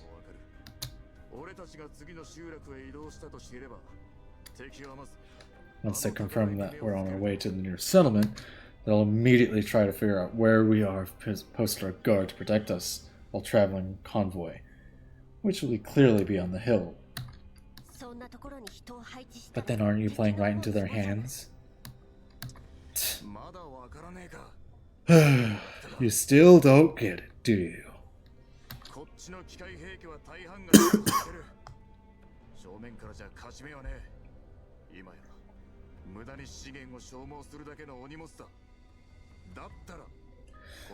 Most of them are mechanical units already damaged and don't really stand a chance in direct confrontation. If we keep them around while we march, not only will they eat up our resources, they may expose our movement. They can be put to much better use. As for H.I.D.E 404, it will be the key in the upcoming fight. As long as you can seize the opportunity to flank our pursuers from the west while they're drawn onto the hills and catch in the pincer, it may just be possible for us to wipe them out. I must remind you that if we move according to your plan, we cannot guarantee the safety for both mechanical units and the soldiers on the hill. The 5 men up there are led by my most trusted comrade. He's much smarter than you. Once the 4 of you are on the move, they'll activate the droid's auto-attack mode, then circle around to the other side of the hill and regroup with the main force. That's just the best case scenario. With a success rate of less than 40%, it's highly likely that they'll be eliminated before regrouping with the main force. Moreover, we're basing our estimation on the enemy force entirely on our observation in the previous encounter. If the enemy force exceeds 130% of our estimation, that is, if there are 20 more soldiers and 25 more automatons that we did not account for, the success rate of this operation will drop below 25%. What do you take us soldiers for? You think we only fight when there's a 100% chance of success? Our job is to seize the opportunity and turn victory into reality. Under these circumstances, we'd be lucky to even stand half a chance.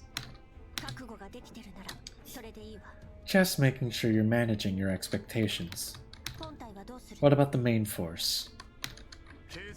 They'll be retreating with only lightweight gear to conserve their strength. And where are they headed? There are 2 destinations. The first is the closest settlement, though we can't ascertain whether it's still occupied or if there's enough supplies to keep going. The other is a base station in the same general direction. If you can find it and repair it, we may be able to restore external communications and contact our reinforcements.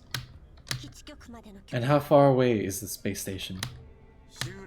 About the same distance to the settlement, roughly 6 hours on foot. On foot?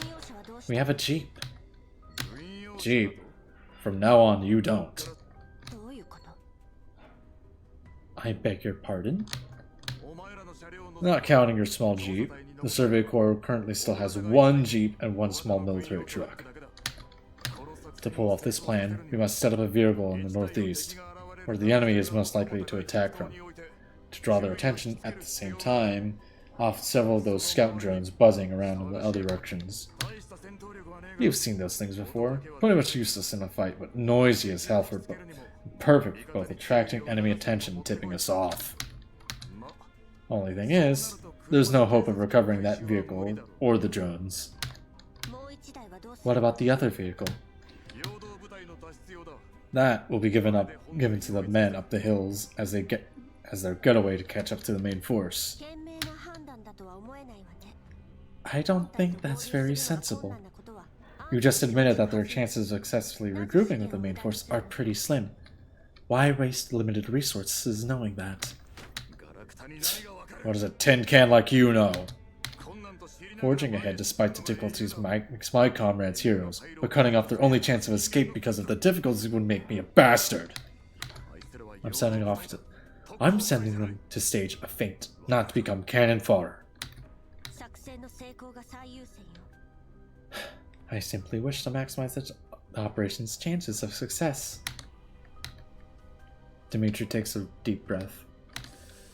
I am the commanding officer here, and your job is to lead your H.I.D.E 404 in carrying out my orders. Is that clear? Don't worry about human matters with that tin can brain of yours. This guy is incredibly racist.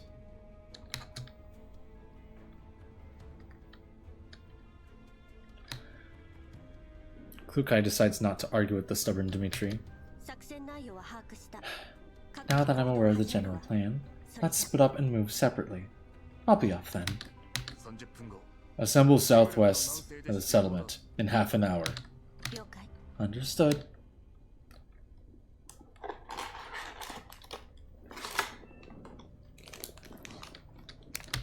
Klukai fills in the other 404 members on the operation plan.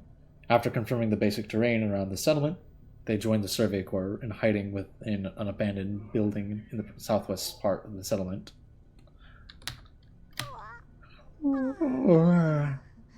Look at the time.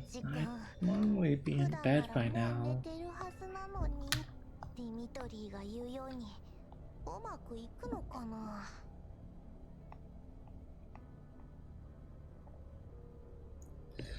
Most people actually take the bait like Dimitri said? Hard to say. The working assumption is that we'll be fighting the enemy force around the same size as what we've encountered before. If they've amped up their firepower, we're definitely finished.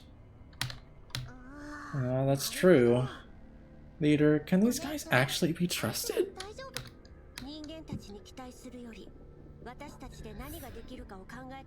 I wouldn't hedge all our bets on them. We should focus on fighting on our own contingency. Still, it is certainly necessary to mount a counterattack here to give us a head start against our pursuers. Alright, I'll do my best. Anders, when the operation is underway, don't stray too far from the vehicle.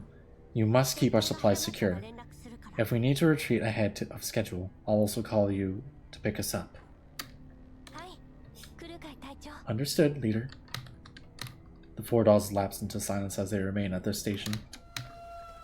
Soon after that, an ear-splitting alarm goes off in the northeast, followed by a vicious burst of gunfire. At the same time, the vehicle deployed beforehand explodes, and Dimitri's voice can be heard through the regional comms. Attention all units. The enemy force is approaching. Stay low. When they enter within attack range, our men on the hills will launch an ambush and trigger the explosive we rigged to weaken their firepower. Hide 404 will catch them in a pincer move from behind. The rest is up to you. Follow my command. The rest of you, follow my command. Understood. Copy, sir. Understood. With the first gunshot fired from the hill, the battle has officially begun. Good heavens. Leader Klukai, the enemy is indeed lured by our men on the hills. According to the intelligence we currently possess, the enemy forces comprises about 15 men, 2 heavy automatons, and 5 anti-air automations. The exact quantity of the land automations is unknown. My preliminary estimate is about 10. Belka, Magdi, start moving once they move further southeast and by another 50 meters. When attacking from behind, Belka will focus on taking out the anti-air automations to reduce their field of view. Magdi and I will take care of the heavy and land automations. Make sure to keep the enemy force from spotting our main force in the southwest. I hate my directions. Understood. Alright. Anders, stand by in this area. If enemy units come this way, detonate the explosives and throw smoke grenades to keep the main force hidden. Understood, Leader Klukai. Even though the enemy force is thrown into disarray at first, they soon regain their footing and launch an attack on the hills using cover in their anti-air guns. Klukai keeps gauging the distance between them and the enemy force. Finally, she gives the order. Hide 404, we're up! As the dolls enter the fray, the enemy's attacks become noticeably hamstrung. Meanwhile, Dimitri starts directing the main force and retreating towards the target settlement. Extreme yapping. Leader Klukai, all enemy units have been eliminated. Very good. Oh boy, if you're done shooting down the little birds, get over here and give me a hand. This big guy's really bad news. Belka, back Mekti up and immediately stop the heavy automation from getting any closer. Leave the rest to me.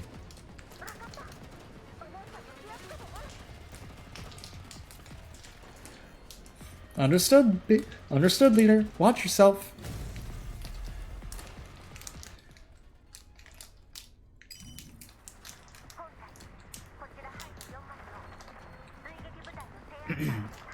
Hide 404 to the main force. We have successfully suppressed the pursuing armed force.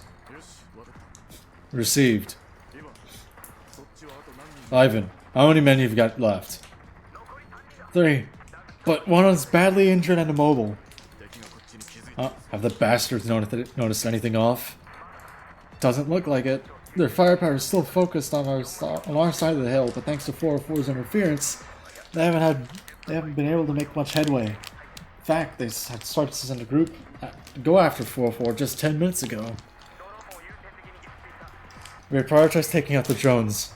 Because of the terrain and all the dust and smoke, those bastards can barely see. They shouldn't have noticed our main force is already gone. Seriously, hats off to you, Diva. You're crazy with your tricks. Save the ass kissing for later. You've accomplished your objective, now get the hell out of there. Go around the hills. Understood. Copy. 404, keep them busy for 15 more minutes. Once Ivan's group withdraws from the area, detonate all mechanical units and remaining explosives to withdraw the enemy's attention and seal off the route of pursuit. Take out as many of the effective units as you can while you withdraw. Pick up the pace and make sure you catch up to the main force. Keep the regional comms clear.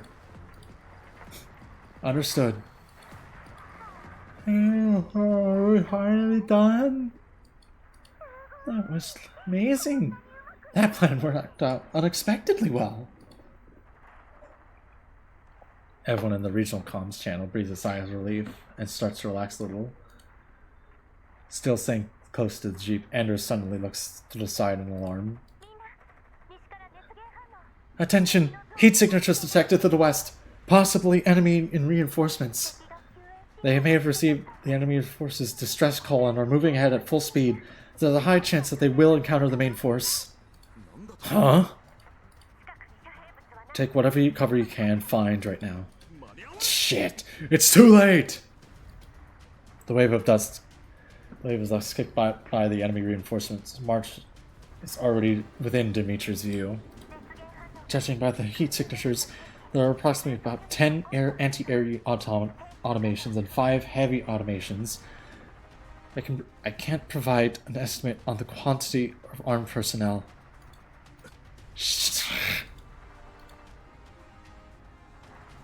Even though everyone is prepared for the worst, the moment enemy reinforcements actually showed up, the despair is still palpable through the comms channel. Attention all units. Cut out all your lights and get down on the ground. Unless orders otherwise, do not move, attack, or make any sound. Also, the new enemy force has entered visual range. It's double the size estimated by 404. Shit. The comms channel lapsed into silence. As the seconds ticked by, the enemy's anti-air units are fast approaching the survey corps and will soon spot the barely hidden soldiers. No tricks or tactics will save them from the enemy's superior firepower. All the soldiers press themselves into the ground with bated breath, doing everything they can to reduce their biosigns. If they continue on their current route, they'll come face to face with you lot, yeah? In that case, we'll have to get them to change course. Hearing Ivan's voice through the communicator, Dimitri is compelled to respond, even though he just gave the order to forbid anyone from making a sound. Do not act without permission. What are you thinking? I'm thinking rescue, sir. Looks like our mission isn't over yet. Are you kidding me? Our rescue is still chilling God knows where. What? Dimitri stops abruptly mid-sentence when he realizes what his comrade is getting at. We don't know why the enemy is still hell-bent on wiping us out, but they clearly won't let us flee the battlefield and our run and rendezvous with our reinforcements. If we show any sign of doing that, they will definitely try to stop us with all their might. But you're Gary, your mission right now is to regroup with the main force. Dima, let me finish. In just a while, I will create the illusion that we've established contact with our reinforcements and are attempting to rendezvous with them. Dima, you and the others must seize this opportunity and run for it. I won't be able to distract them for long. Once they clue into the trick, they'll double back and hunt you down. Are you disobeying a direct fucking order for me? Our mission is to stage a feint and assist the main force in reaching safety. This isn't the time to be a smartass. Retreat! Do you not hear me? Ivan says nothing in response to Dimitri's fury. The winds and gunfire in the yellow zone resound in the comms channel. Dima, don't forget to find us afterwards and bring us back to Moscow. That is where all our dreams began, and that's where I want them to return to, even in death. Amid the silence, Ivan's voice sounds ghostly, almost unreal. Ivan, you sit right fucking down right now! Ivan makes no answer. The mechanical units on the hill to the southwest of the settlement suddenly stop firing and start following a jeep that is speeding in the completely opposite direction. A signal flare, with a bright trailing light, soars into the night sky with no second thoughts. The amber flare flashes several times in the sky at a certain frequency, then falls into the vast desert. The sudden development has drawn attention of both the enemy forces fighting within the settlement and their reinforcements currently en route to the settlement. The survey corps exposing their own route is making them doubt the authenticity of their intelligence.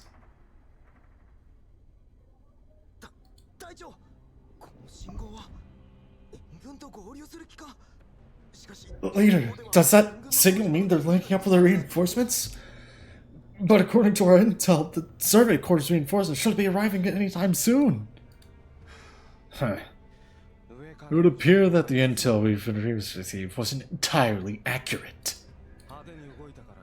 With the stir we've been causing, the folks from the Purification Project must have sent more than one group of reinforcements. What do we do? Should we withdraw? The higher-ups told us not to expose ourselves. You idiot. The fact that new reinforcements are showing up must mean we've already been exposed. We haven't even managed to secure the mission objective, so why should we withdraw now? To give other reinforcements enough time to get in position? Contact Team 5 in the settlement. Tell them to hurry up and take out those dolls. Then go off the server core and intercept them. Support Team 7. Change course immediately. Chase them down. Having received the instructions, the anti-air units pivot swiftly, ignoring the group of soldiers lying on their stomachs under the cover of the night just a short distance away. They instead head in Ivan's direction to give pursuit.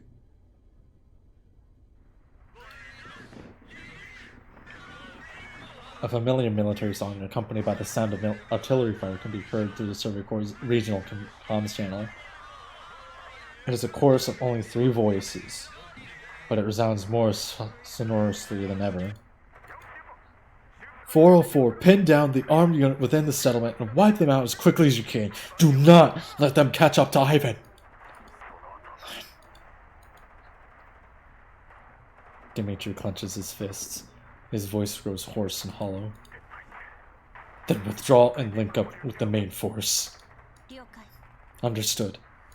Plucky briefly assesses the numbers of remaining armed units within the settlement and their distance from the main force. Anders, Magdi, Velka, take only your lightest gear along with Anders' big gun and withdraw immediately. Hang on.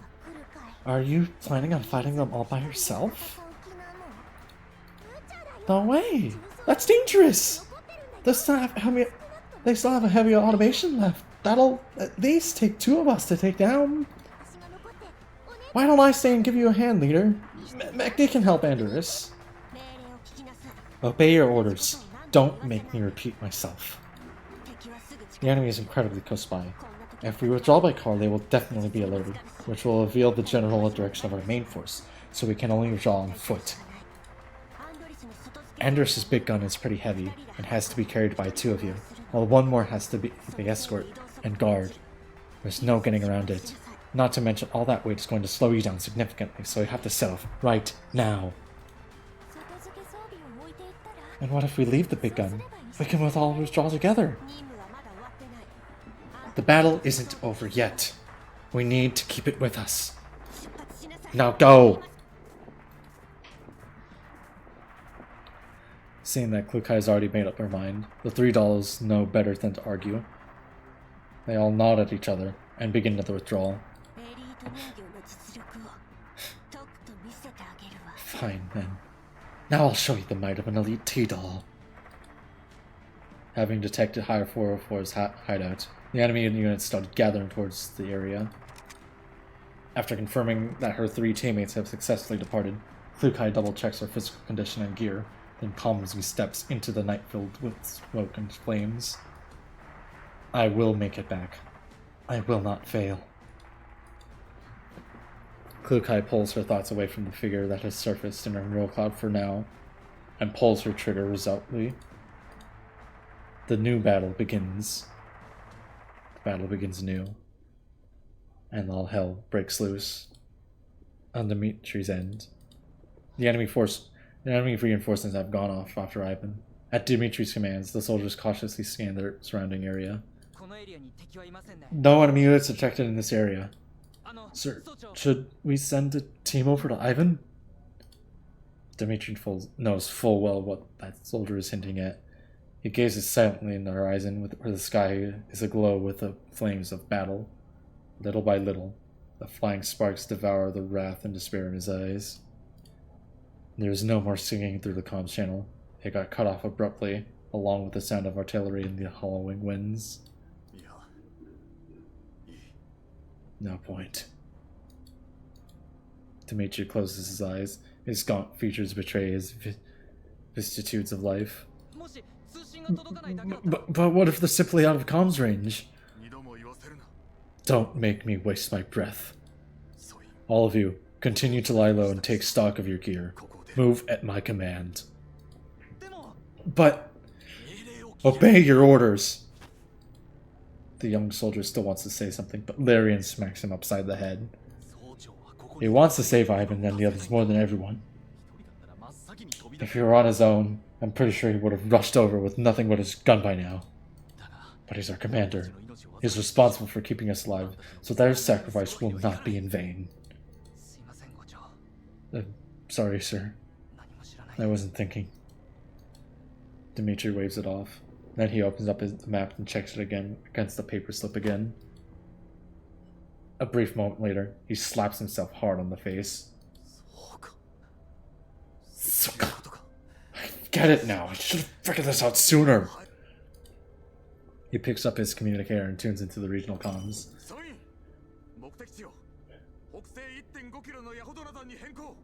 Attention all units. Change of target direction. Our new target destination is the mountain near Jahanda and about 1.5 kilometers to the northwest. We set off this instant. 404, sit rep. All three of us have suffered about 25% damage to our frames. We're currently heading towards the main force with our current equipment. We should be able to link up with you about in, I think, 20 minutes? But Leader Klukai stayed behind at the settlement to clean up the remaining armed forces on her own. Oh, these stupid heroics. Dimitri understands the reason behind 404's course of action, but he still can't help but let out a curse. Hey, you... Just as Belka's about to talk back, Klukai's impassive voice speaks through the comms channel. Whether one's heroics are stupid or not depends on how capable they are. Leader! This is Klukai of 404. All remaining armed units within Nisan have been eliminated. I burned through more ammo than expected, and taken some more damage to my frame. My estimated travel speed has been dropped by 22%. I'm glad you're okay, Leader. Mr. Dimitri may have been a bit rude, but I agree. It's best to avoid these kinds of risky stunts, you know? Count yourself lucky. I don't give two shits about your reduced travel speed. Catch up to the main force. We're headed for the mountain in Jahanda.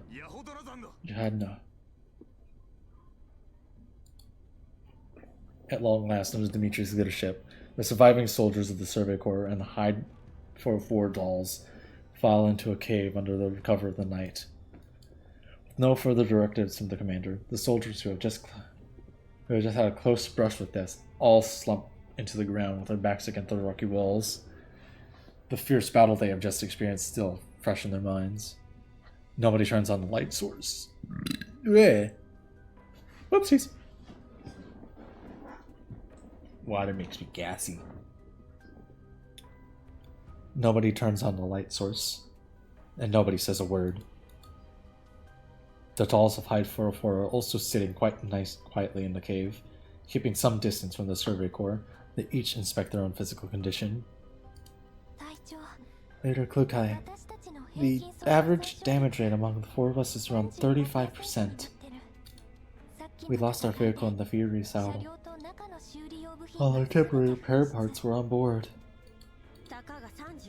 It's only 35%. No big deal. But that's just average. Out of the four of us, you've taken the most damage, no? I'm fine. Really? Your left eye looks horrific. Just a shrapnel cut. It looks worse than it actually is. But... Klukai shakes her head softly at Andrus, telling her to drop the subject. But she receives no visual feedback of Andrus' concerned expression through her left visual model. Her left eye is utterly ruined. Andrus, any more information about our current location? Just a little. Based on the map and the rough location of the previous settlement, we're probably inside a salt mine in Johanda. But this mine has been abandoned for years and is currently vacant. I see. Belka, Mekti, you two switch to low power mode and standby. Conserve as much energy as you can. Anders, ensure your night vision is functional and keep an eye out on the exterior to the cave. Our radars aren't working and we've lost all our drones, so we can only rely on our eyes. Yours specifically. Understood, Leader Klukai. You got it, Leader.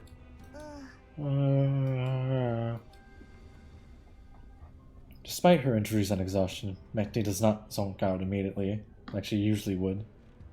Instead, she hugs her weapon close and gazes uneasily at the pitch-dark sky outside this cave. After giving the 404 members their orders, Klukai stands up and walks over to Dimitri quietly.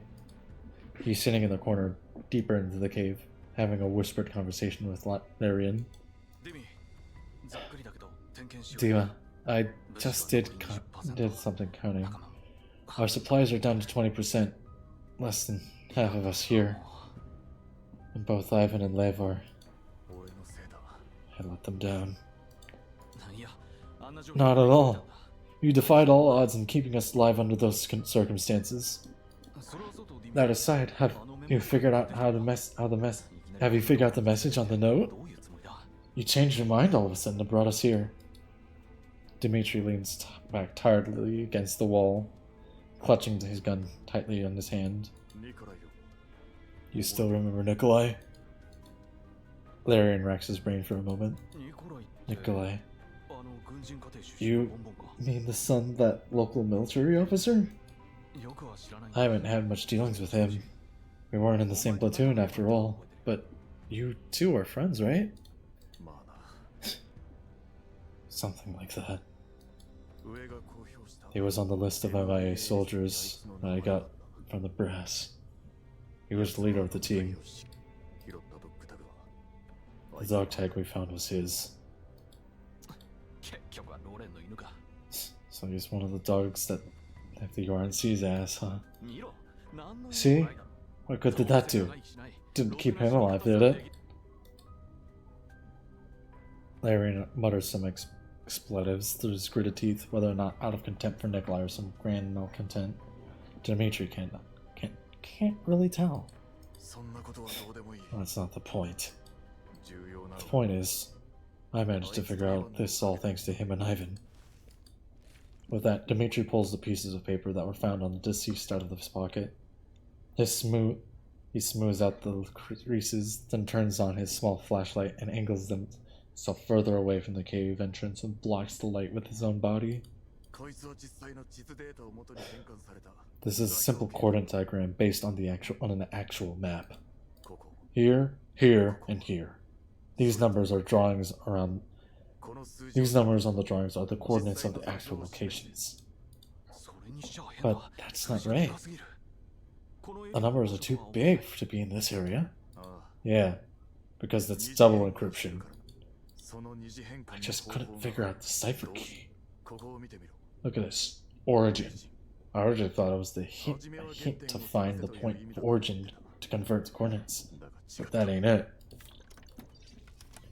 Dimitri pulls up the map on his communicator. Do you remember the Neo-Soviet Union land area and the coordinates of Moscow? Try subtracting them from these numbers on the drawing. Larian does some mental calculations and references the longitude and latitude on the map. It's a map. It's a match. Damn, Dima, you got some brains. Nah. I just had some experience with this kind of thing when serving with Nikolai in the past.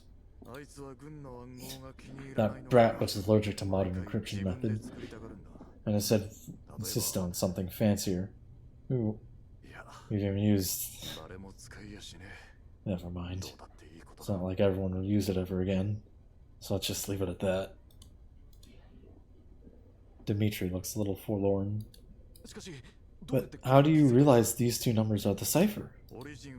Origin actually refers to the Neo-Soviet Union, to Moscow, the starting point of our dreams. Nikolai once said as long as the Neo-Soviet Union stood, he would not yield. So these two numbers became the cipher of his double encryption method, and no one would have ever guessed their significance.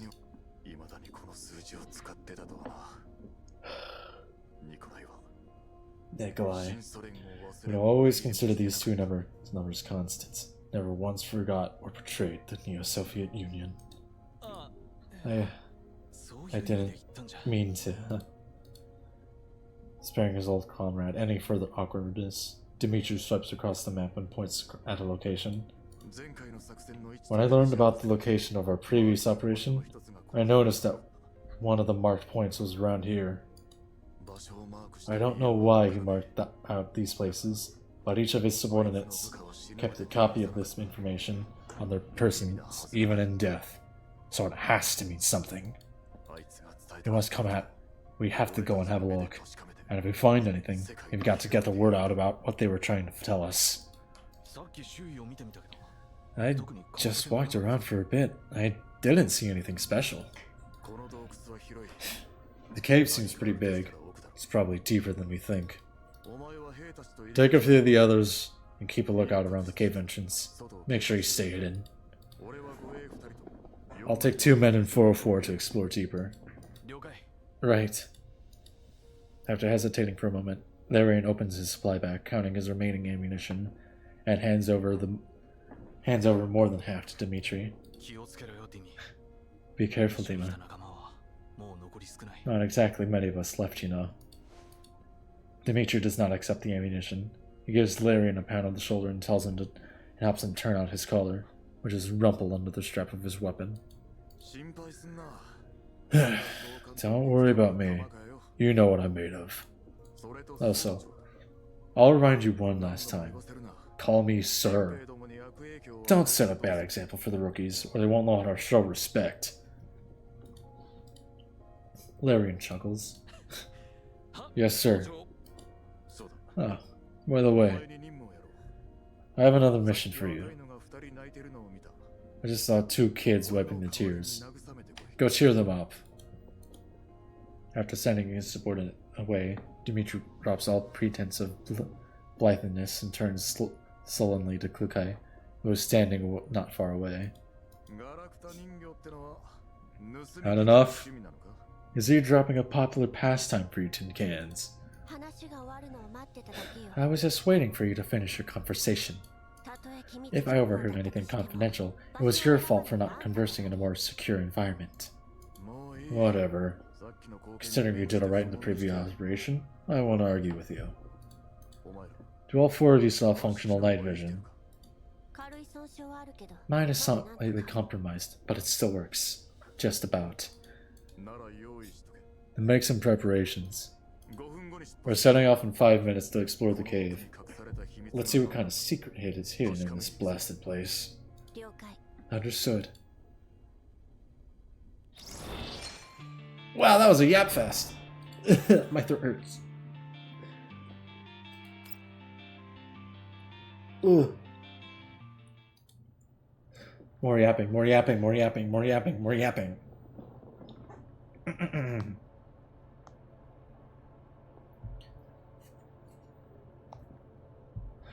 The Elmo cruises along in the night. It is traveling at the same speed, but the vibrations we are experiencing as the vehicle is in motion are putting me more on edge.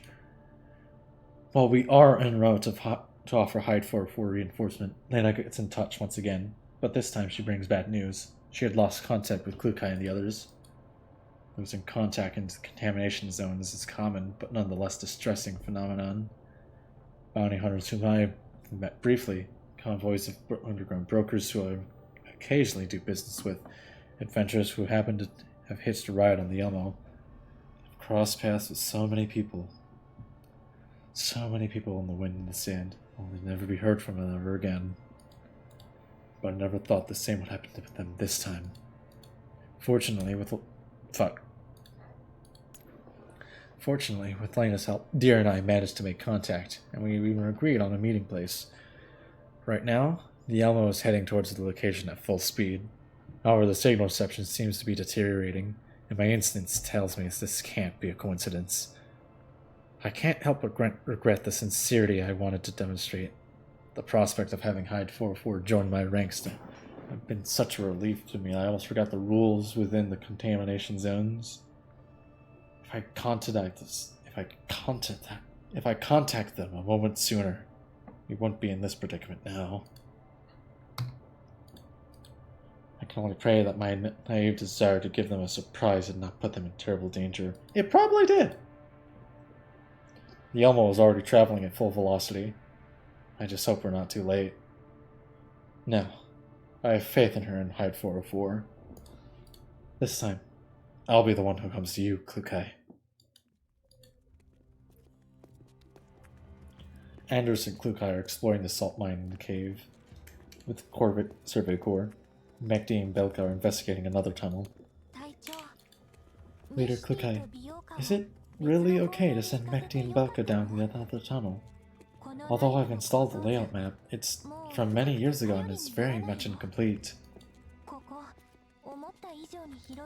This cave is much bigger than more structurally complex than indicated in the environmental intelligence that we currently possess.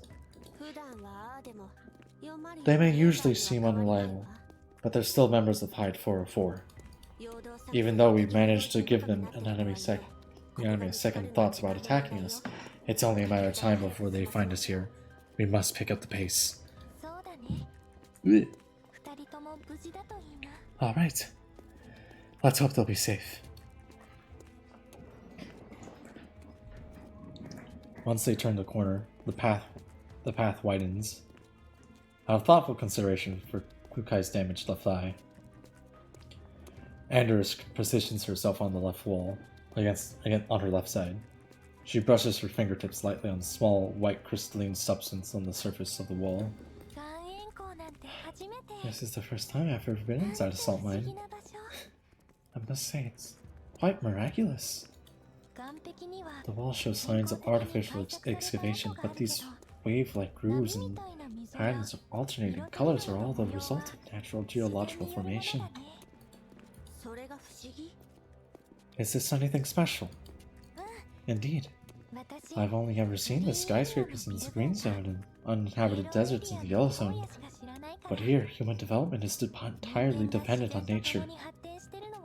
I must say, it's quite fascinating. Humans can be quite astounding at times. It boggles the mind that someone once excavated the part of this cave and turned it into a sanatorium.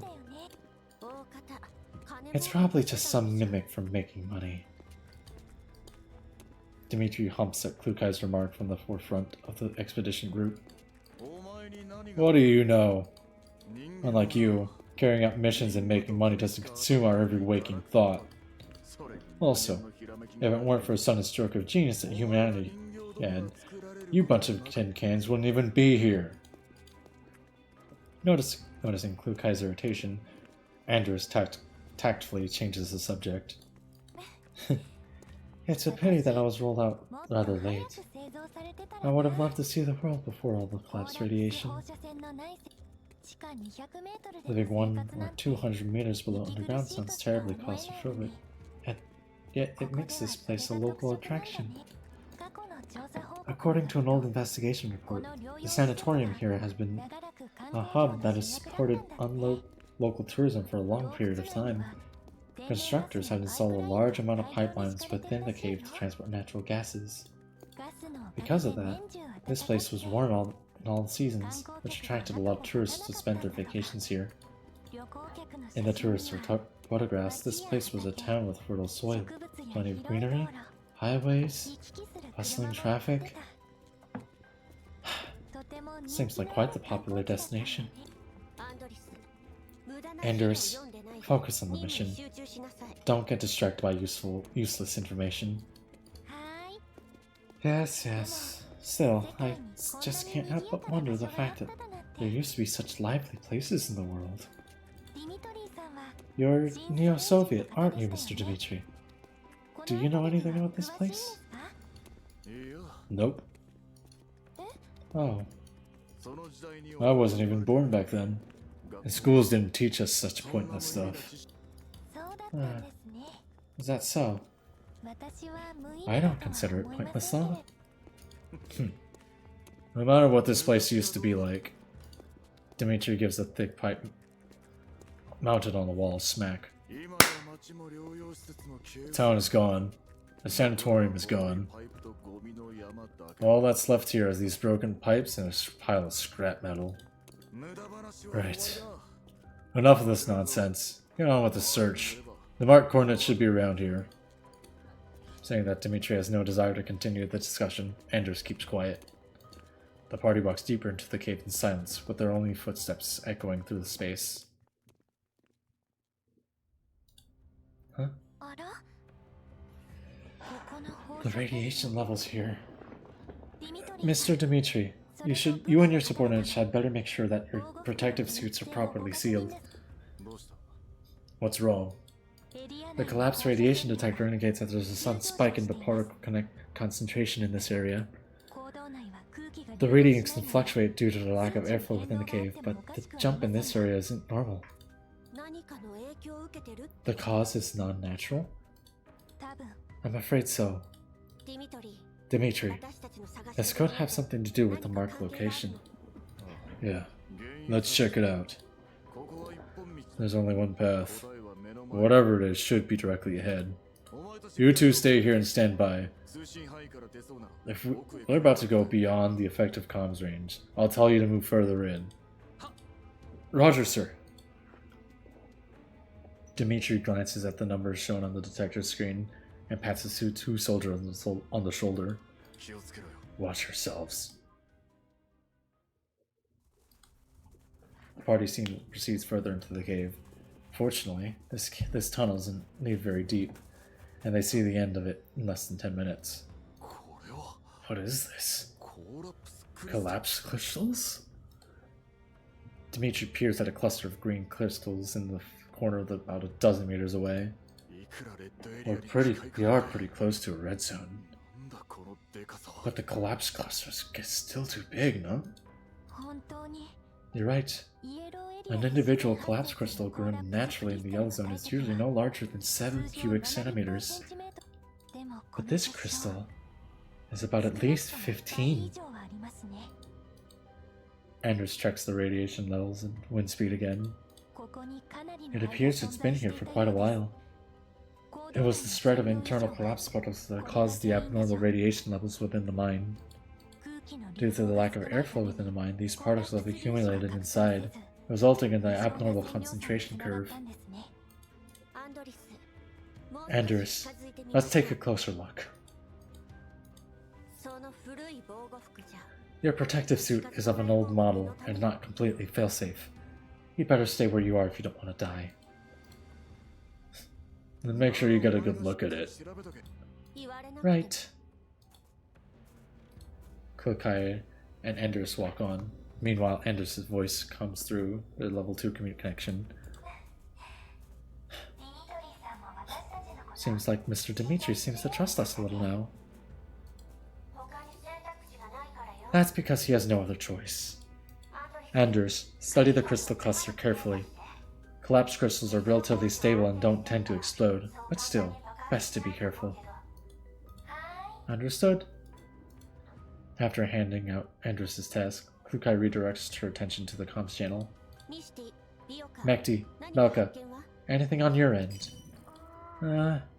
Nothing so far. We're gonna keep going. This tunnel's pretty deep. Ouch! Mekti, you bumped into me! My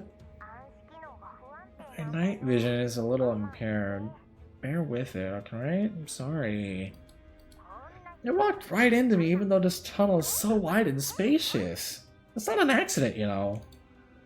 Hey, traffic accidents happen even on wide roads. I don't know, I'm driving in the dark while being exhausted. Right. Keep up the search. Contact me if you come across anything out of the ordinary. Anders, anything? Based on the concentration of radiation particles inside this piece of collapsed crystal, it's existed for about half of a year. Half a year? You mean such a large crystal formed in just a span of half a year? That's impossible. Indeed. That's why I took a closer look at the surface where the crystal grew. Leader, take a look at this.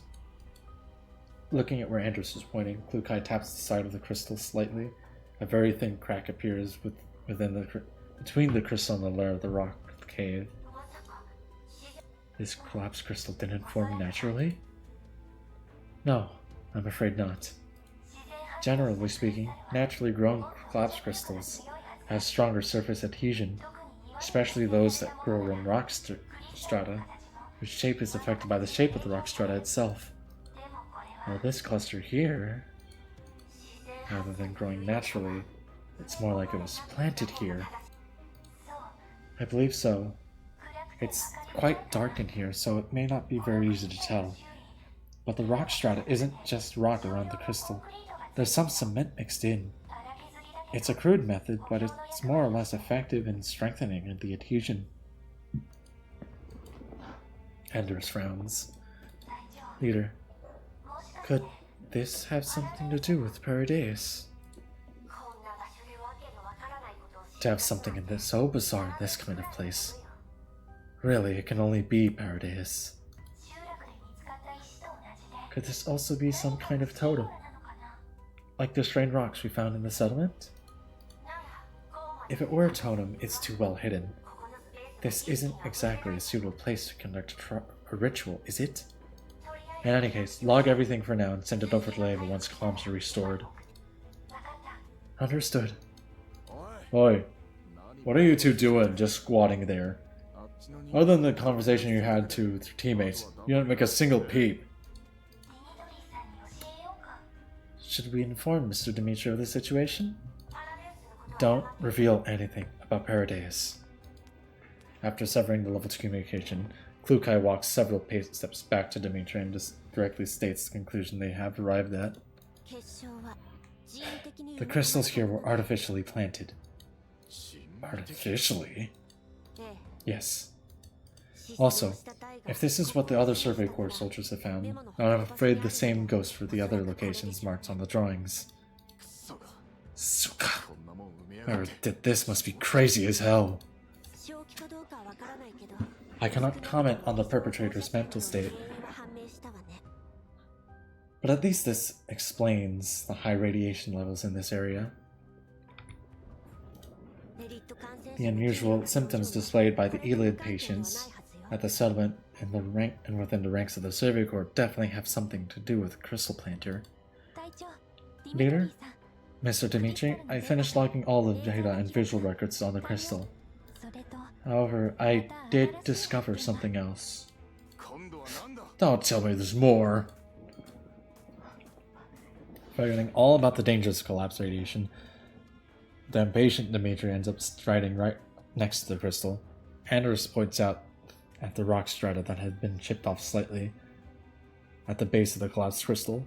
Beneath the gray rock, one can just about make out a white metal outer shell wrapped around the bottom of the crystal. I was just trying to get more accurate measurement of the size, but once I cut the rock open, I realized there was something even more startling down there. It seems like some kind of device, but I doubt it's just reinforcing the collapsed crystal. Can you dig it out completely? Not at the moment. Its base is very firmly embedded. To keep it intact, we'll need professional excavation tools.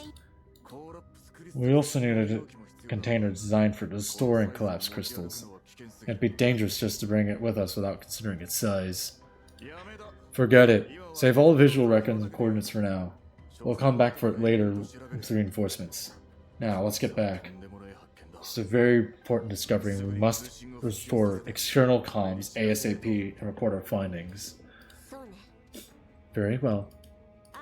Anders, contact Mekti and Belka. If they still haven't found anything, tell them to head back. Right on cue, her communicator starts beeping. The moment the line connects, a deafening howl can be heard through the channel. Is it like my luck that really run or what? Why? Why is everything? Why else would I run into this guy? What's happening?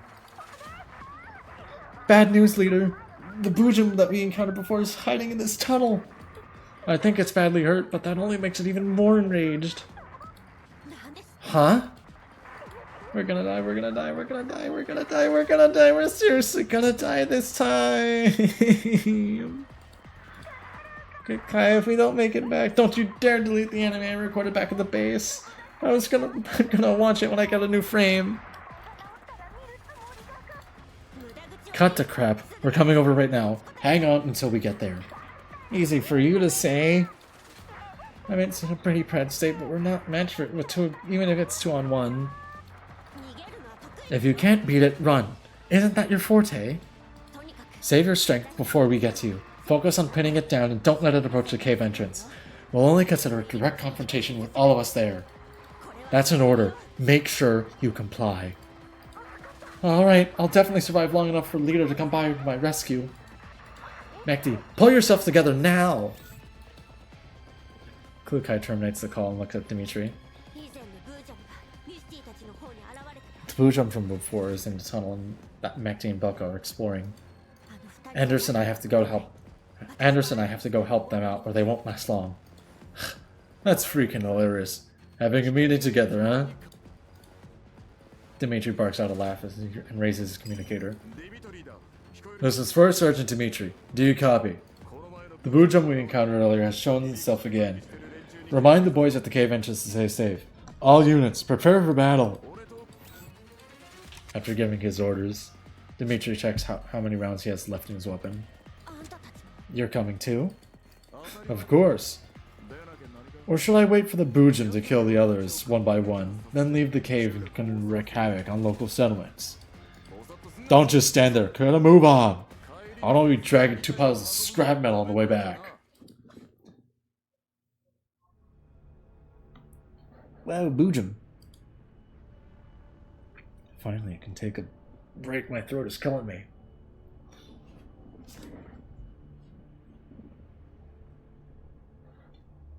Alright, gamers. Inflict Operation Kill. Even though Operation Kill is going to not take very long. But it's enough time for me at least to relax my throat a little. Ugh.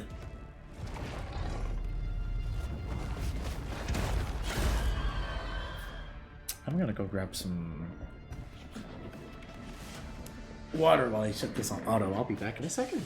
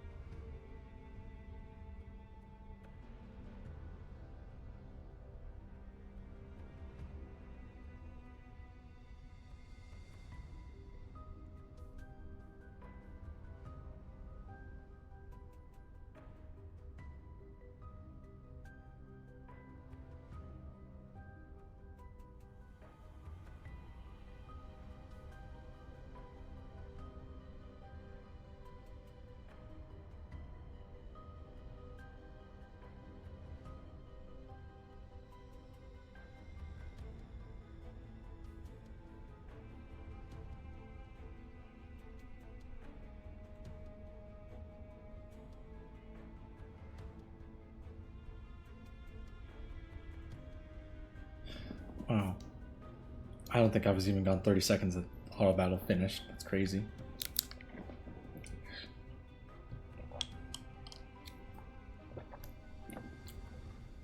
Oh well. Back to reading. The Bujum gurgles one last time, and then it gives up the ghost. Its ravaged body slams into the rocky walls and slowly slides to the ground. As its corpse shifts, its outer shell peels off and faintly glittering pieces of metal fall from it. They clink crisply as they hit the floor. Later, Klukai, are those? Klukai gestures to Andrus, indicating that she should stop speaking. Dimitri walks forward and picks up each piece of the metal. He says nothing. He pulls out his combat knife and plunges it into the Bujum's soft, exposed innards. With each sawing stroke, he opens a bigger and bigger hole in the Bujum's body, causing nauseating slime collapsed crystals to ooze out. Ugh, that's creepy. Is he trying to dismantle the Bujum? Or I like how those heroes who kill dragons and eat their hearts or something? Ew, that's gross. Way too gross. Quick, leader, I'm gonna watch the perimeter. Let me know if something comes up. Heavens, he's raging in there. Is he really gonna pull out its heart? Stop stop narrating for him, Mekti.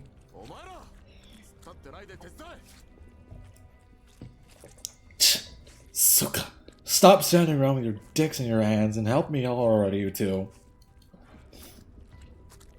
Dimitri breaks his silence to call his men over, then speaks quickly to them. They help him enlarge the hole in the Bujum's side, and Dimitri half crawls into it. After feeling around for a bit, he emerges, crawling, covered in filth, and savagely wipes the ooze off his mask. Yeah, that was fucking disgusting.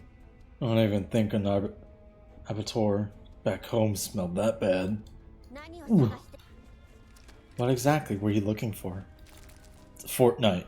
Battle Royale.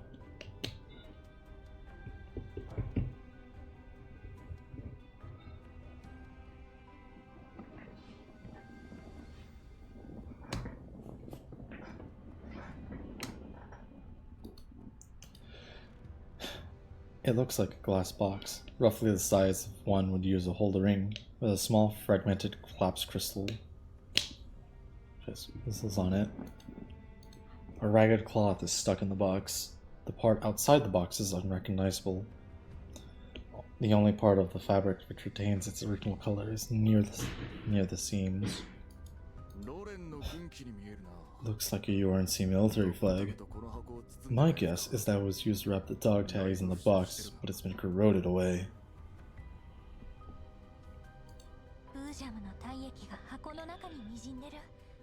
The Bujum's fluid seems to have gotten into the box too. I hope what's inside is okay.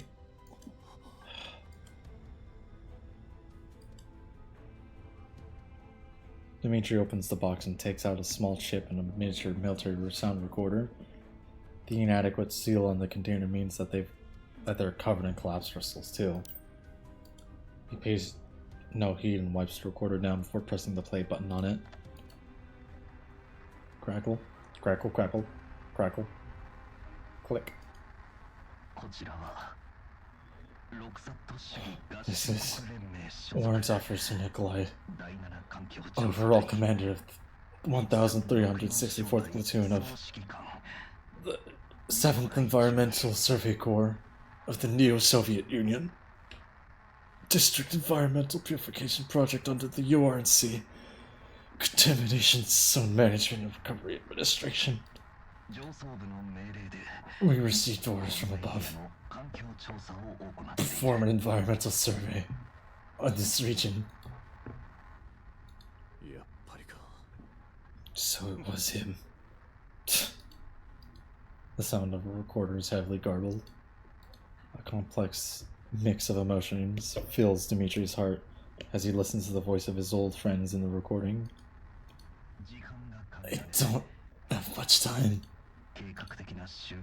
We fell victim to a planned ambush. Our comms gear, protective equipment were destroyed. The enemy, PMC Command Security, and NATO's. NATO's? What? NATO's from Paradise? Wasn't Paradise wiped out long ago?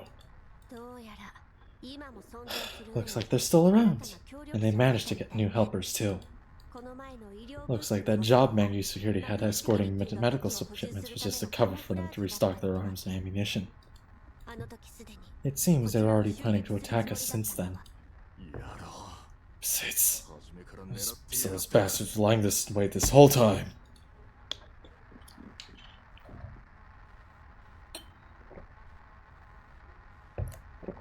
What is it? The recorder keeps playing. Nikolai doesn't sound like he's in good shape. His breathing is coming in rapid gasps. Maggie security. Far more complex than they appear at the surface. They're helping Paradeus, planting collapse crystals and carrying out experiments. We did everything we could to obtain their information stored on this chip. We made a simple list. The collapse positions and Maggie Security's defensive layout. We tried to get our troops who could still fight to take it out. Most of us are infected by H.I.D.E. Our guys are suffering from sickness. We're almost out of ammo. He probably won't make it out of here. Dimitri's body tenses up from anger. He's silent, but anyone near him would be able to tell his teeth are gritting. Leader, Mr. Dimitri doesn't seem well. Be quiet and keep listening. The recorder keeps playing, but the sound quality keeps getting worse. It seems like Nikolai's body is reaching its limit too, but he's coughing up non-stop. This is a warning. The purification work is under threat. The final aim of Maggie Security the need unclear. So we need to preserve this chip. For that reason, we will fight to our last breath. Even if we have to do it on our own bare hands. Only by fighting against the entire world will never stop. Can we take back everything we lost? Once I saw the report, when collapsed Aphelions bloom, nearby carbon-based life forms have a small chance of turning into Bootems. I hope it's correct. It might sound ridiculous. But it's the only way.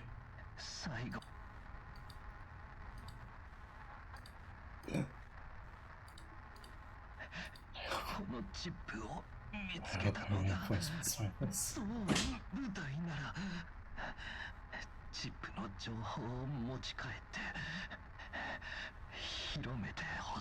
I hope that the news in this chip will make it out.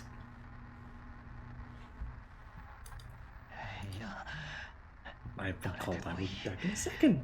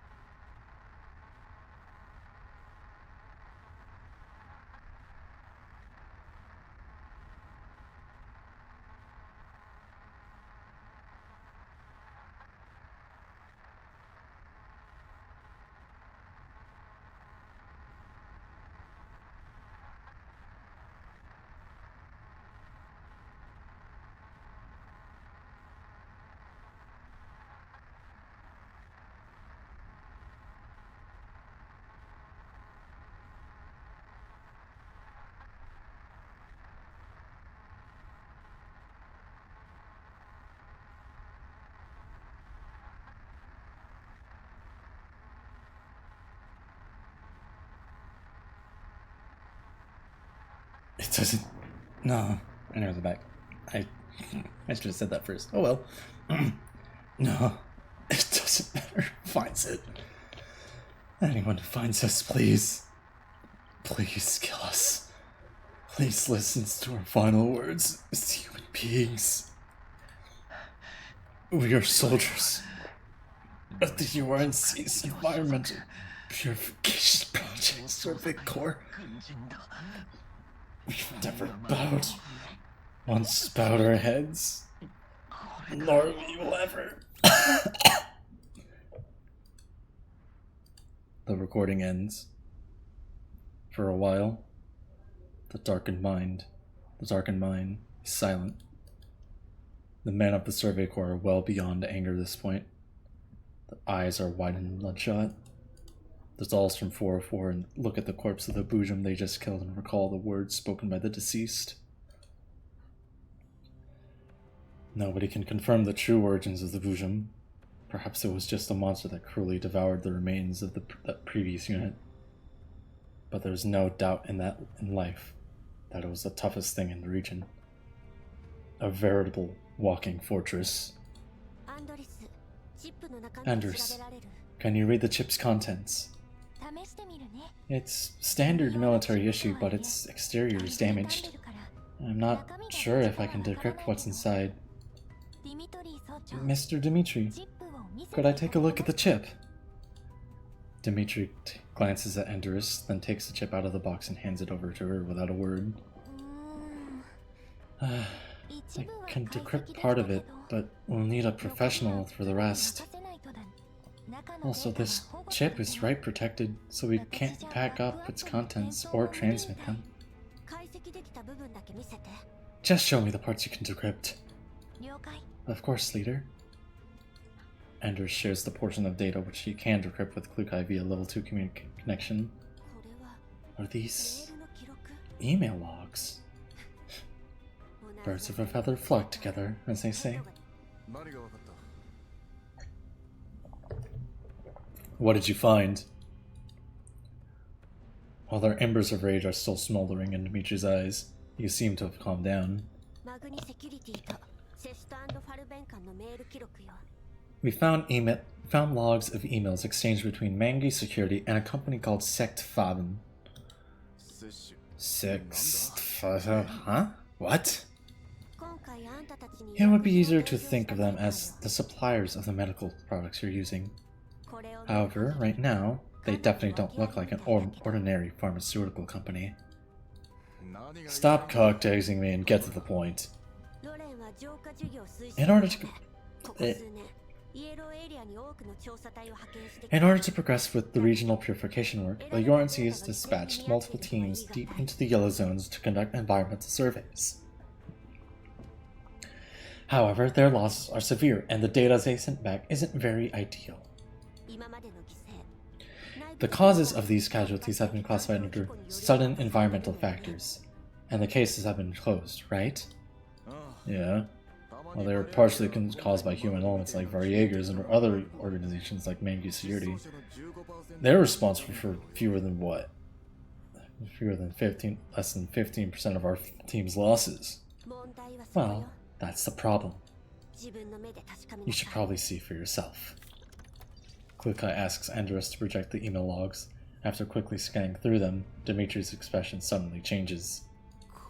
Those people are fucking insane! Shit!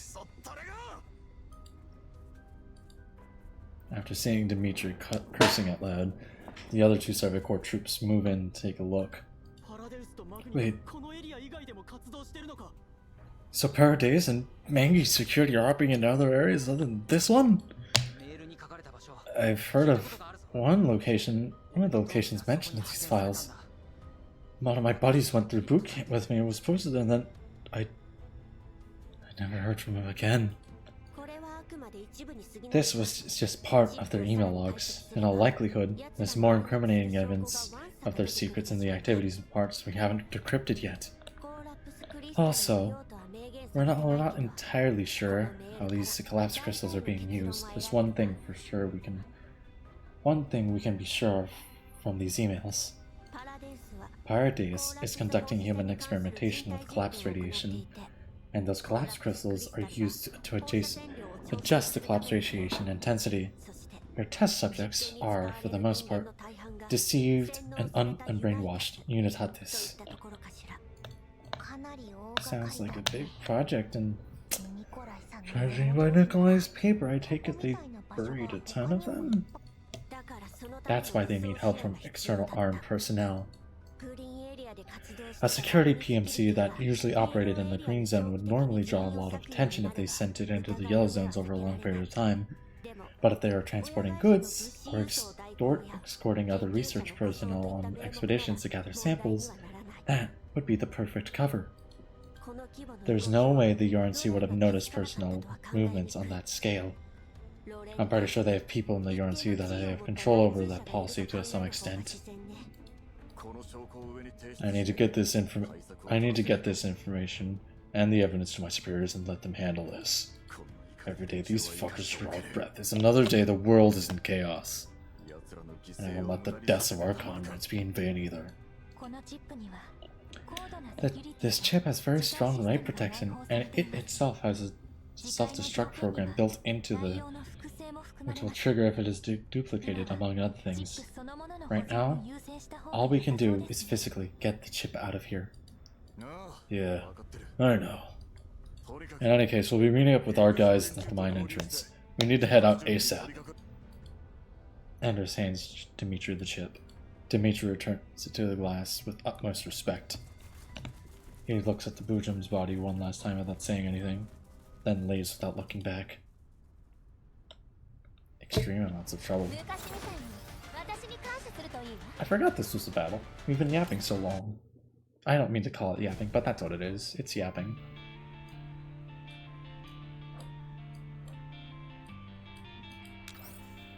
Very quickly, so my voice has time to recharge. Let's do the extra stages really quickly.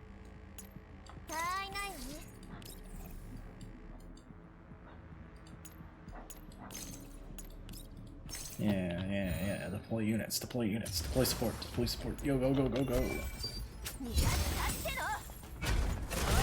So I'm in the chat. How's your days going?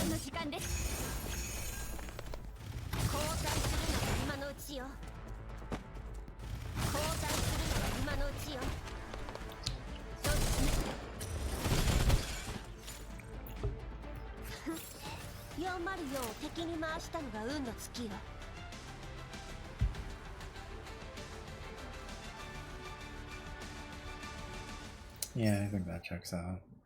Anyway. Now what if we did that again?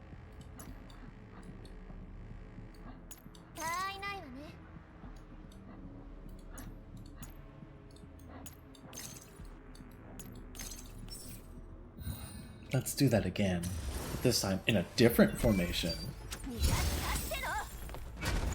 Maybe. Probably. Potentially.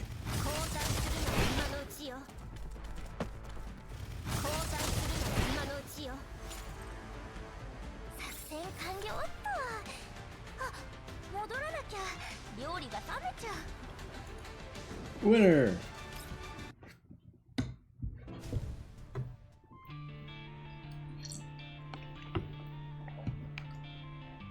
So one more story. So 2 more, actually. Oh, only 7.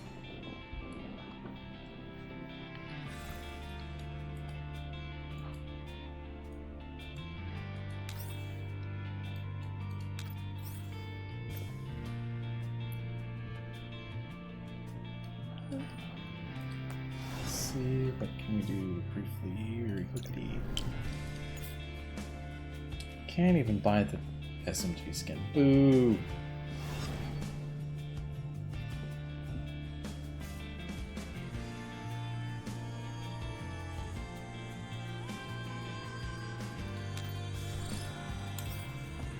Let's do some challenge mode.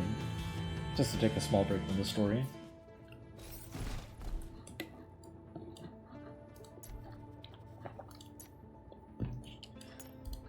Grab you.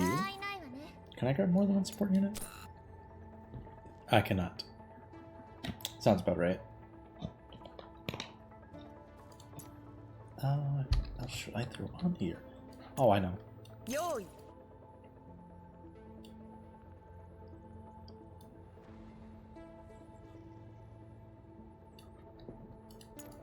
Support.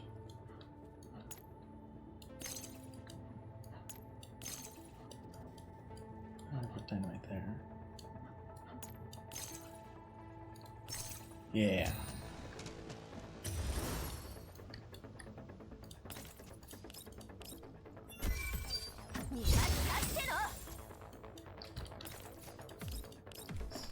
Slap that down.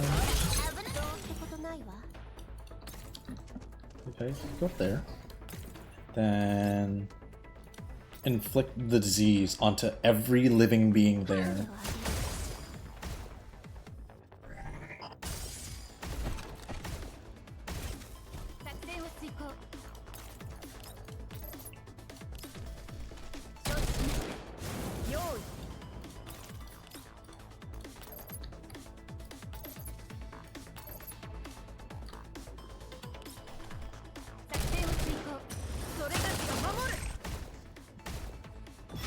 And they die.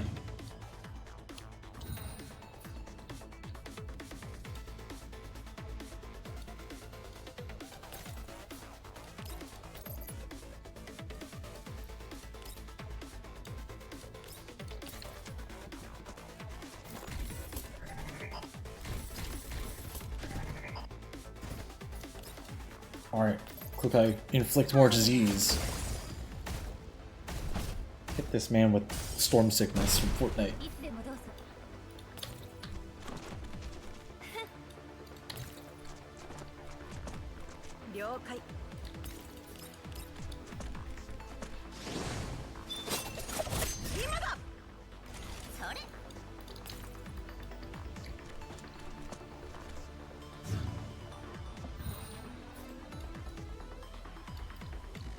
Is there anything I can do? Seems not. Alright, Klukai. Second verse, same as the first. More disease.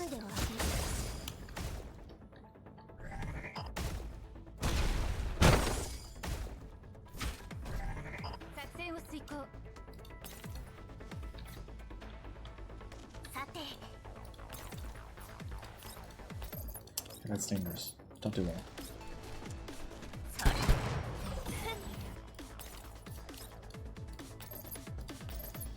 Let's shoot you.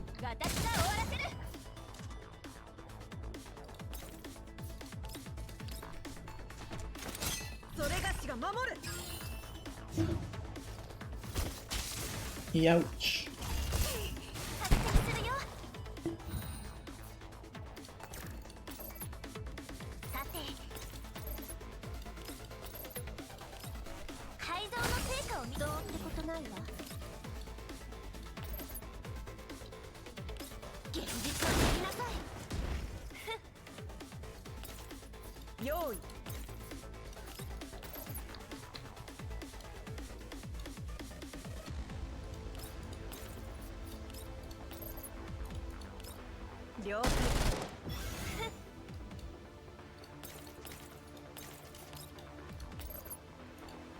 And that kills you. Very good. Can't. No, she can't. Okay.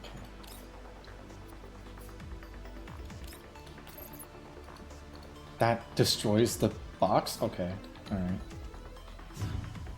That's just entertaining.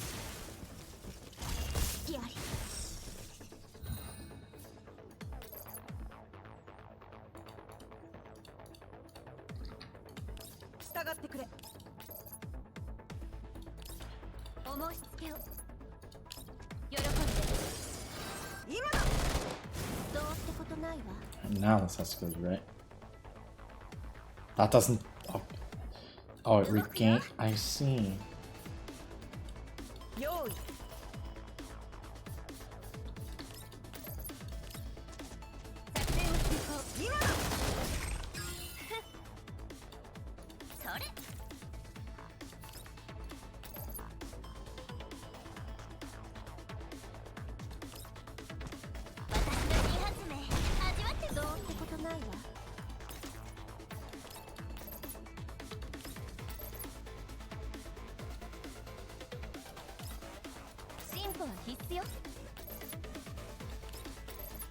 Okay, get that kills. Yahoo!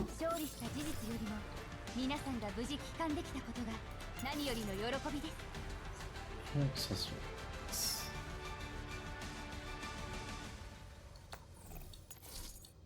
See. Yummy.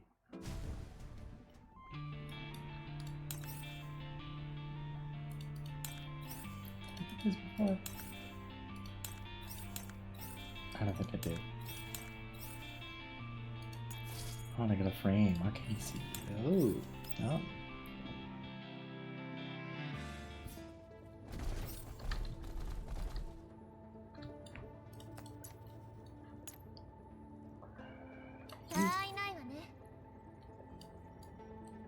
Okay. I know.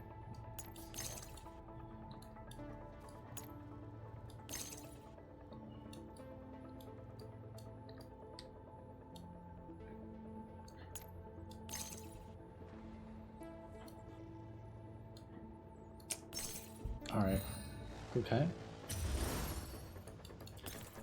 Alright, I want you to do something very important for me. Not that. Not this, I'm just doing something else. I need you to kill everything in this line of fire.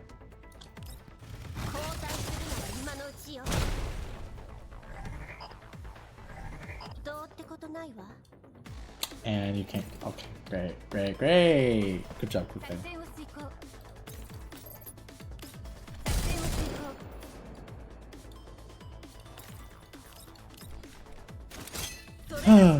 Unfortunate. My grandiose plan reduced to atoms. Because you couldn't kill anything.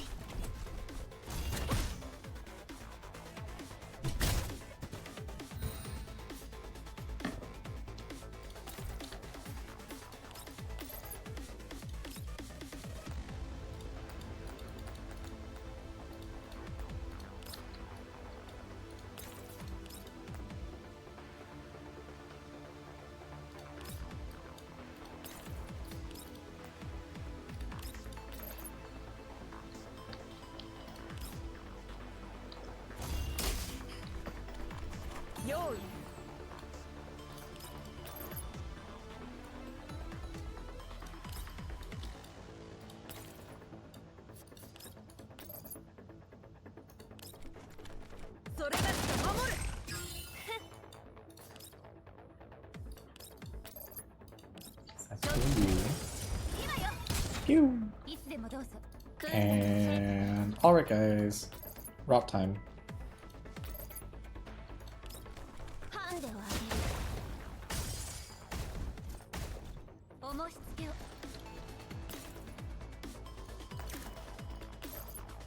Let's get you away from everyone else.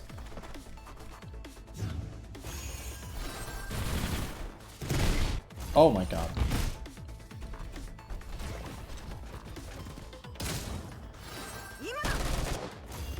Oh, there goes my ticket.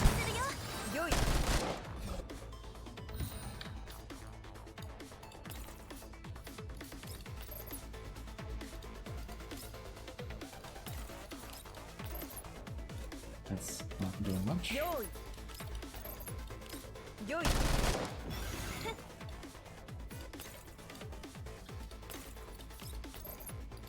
It's gonna take you out.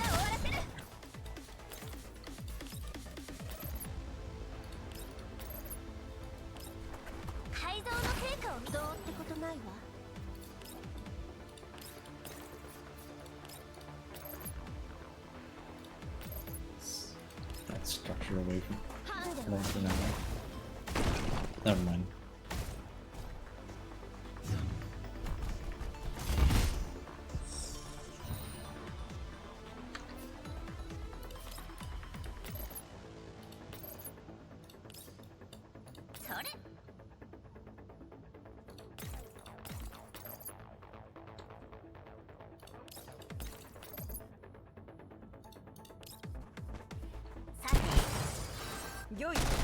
I forget those are requirements specifically, right? No. 進歩は必須よ。私が終わらせる。了解。用意。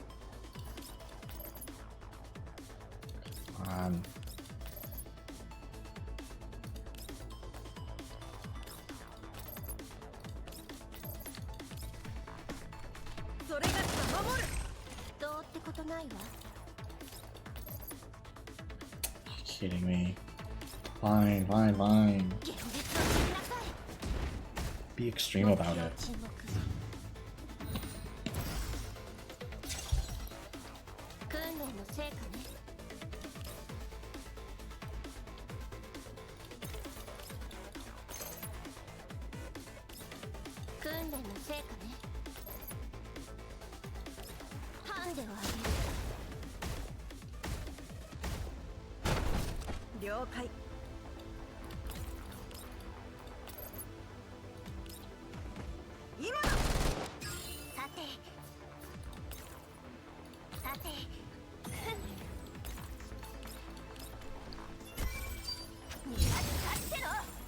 Go, my scarabs. Tar? Hey man, that's not cool. Get rid of you.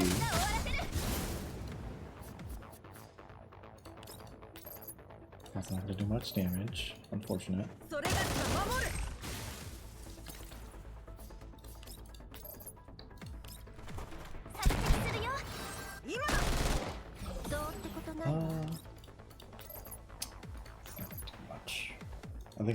At least this will kill you.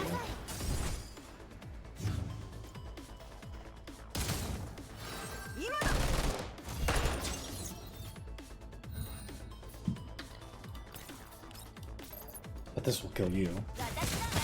Oh! Michonne, go bait. Yahoo!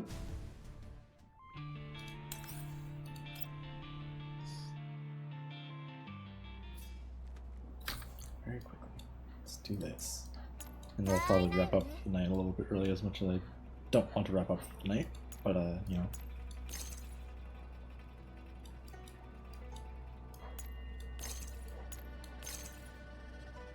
Muchos, protective units. No real...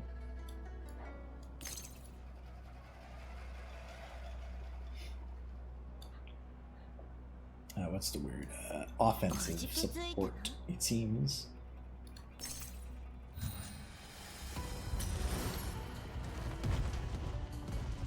What was that green, a blue tint? Opposite of the Kiwami filter.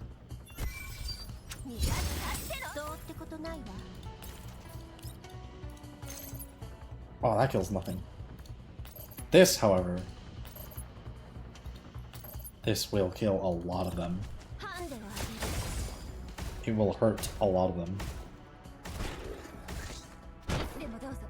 Oh my god, that guy has a big, big health bar. Big structural resistance. Good heavens.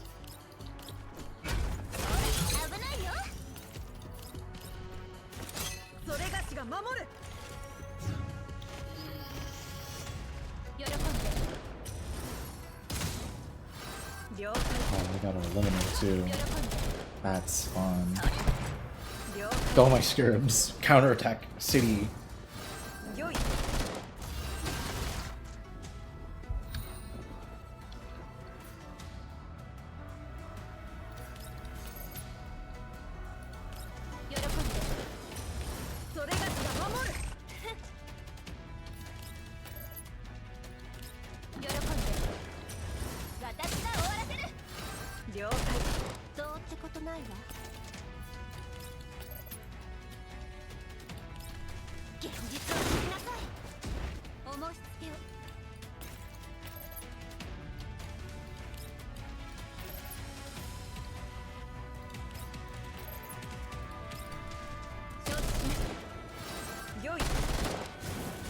shoot, I probably should have healed.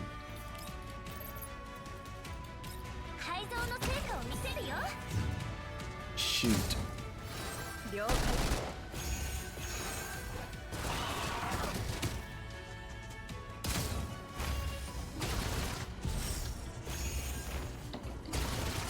Uh-oh.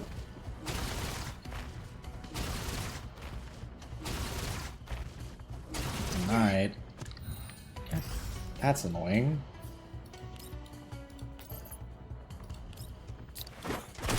どうってことないわ。動くよ。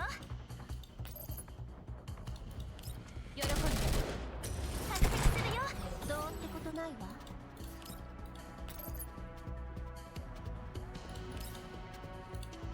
進歩は必須よ。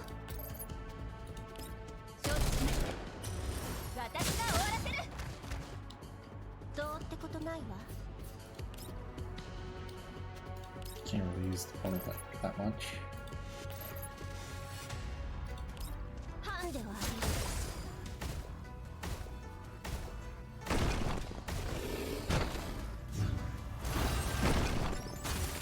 る。 Uh-oh. いつでもどうぞ。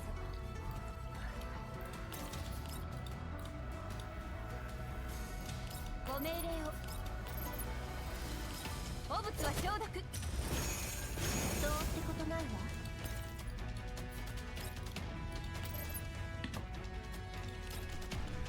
現実を知りなさい。索敵するよ。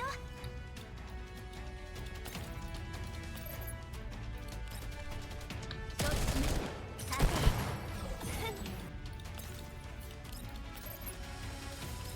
Go, we screw him. 作戦を遂行。私が終わらせる。 And it regains all its structure. Awesome. 喜んで。そういつでもどうぞ。さて。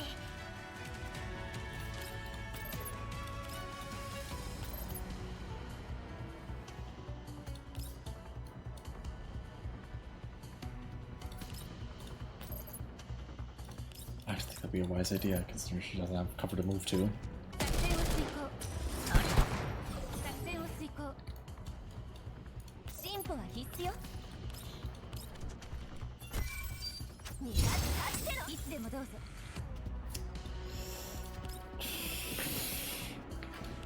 I'll use this, sure. Why not? ティータイムのお時間です。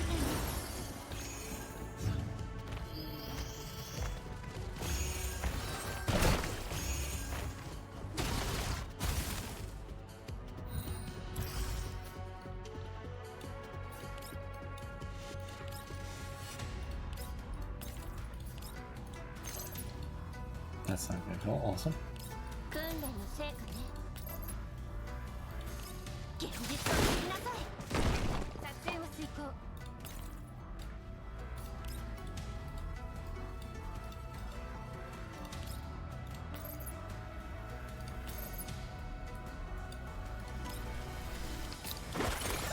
さて。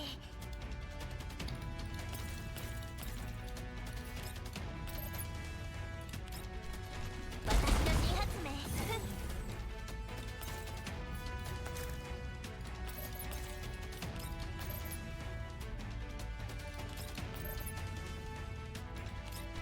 Same thing, so.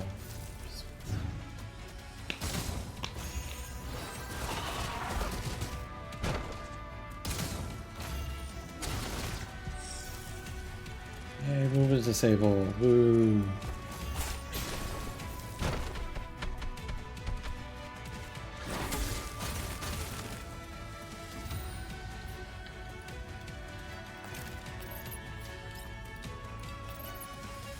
That doesn't even いつ kill. でもどうぞ。どうってことないわ。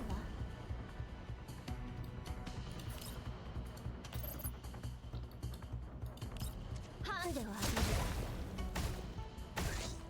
それ。危ない。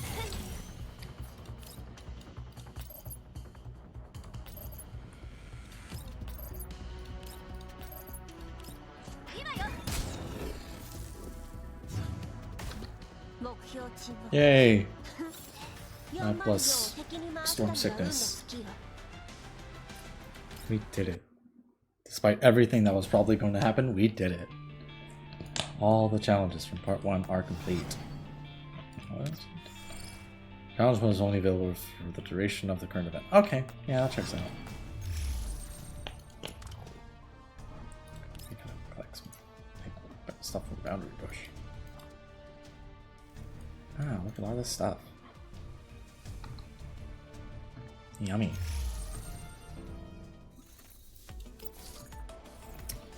Why are you showing it to me? I know I just claimed it. Why are you showing it to me?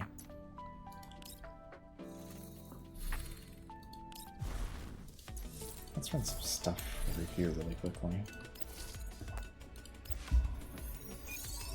Do some of that. Yum. Nice, nice. Grab some of these.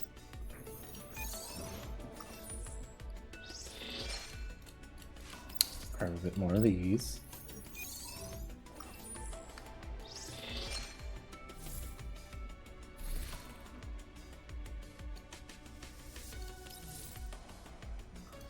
So I think I have not done the boss fight yet.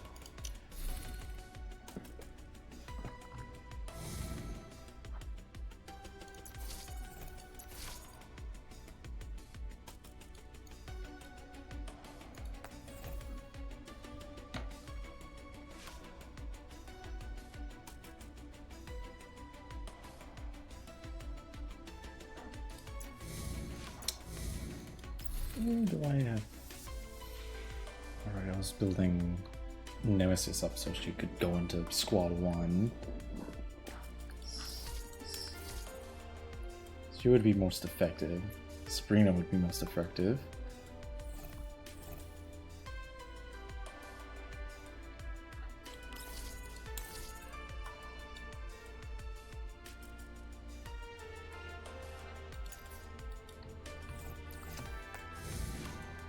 I think I'll auto it. I'll do 2 autos and then I'll do like 1 more later.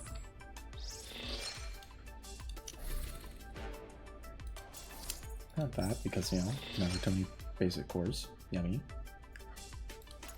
Now we can grab one of these. Almost. Really quickly. That.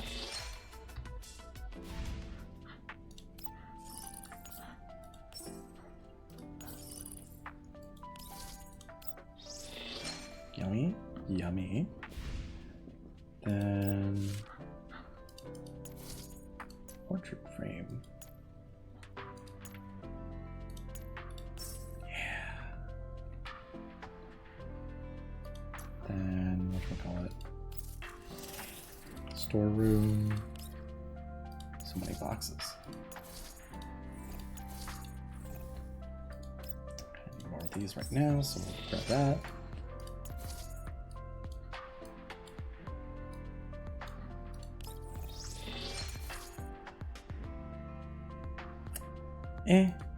It's okay.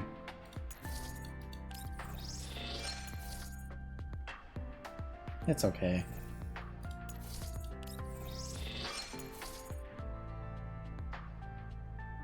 It's okay.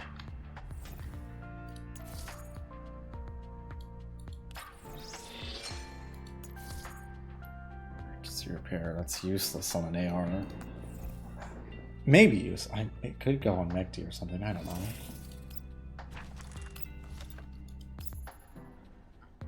But I don't have her, so not really a point.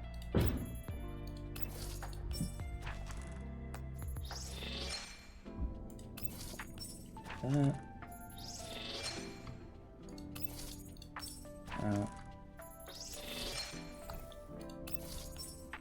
Or that.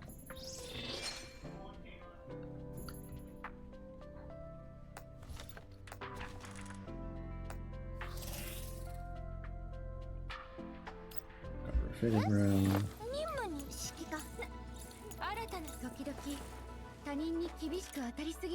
Can I get this little? We can. Let's go to level 50 at least. I like going in increments of 5. You go to level. No. Tragic.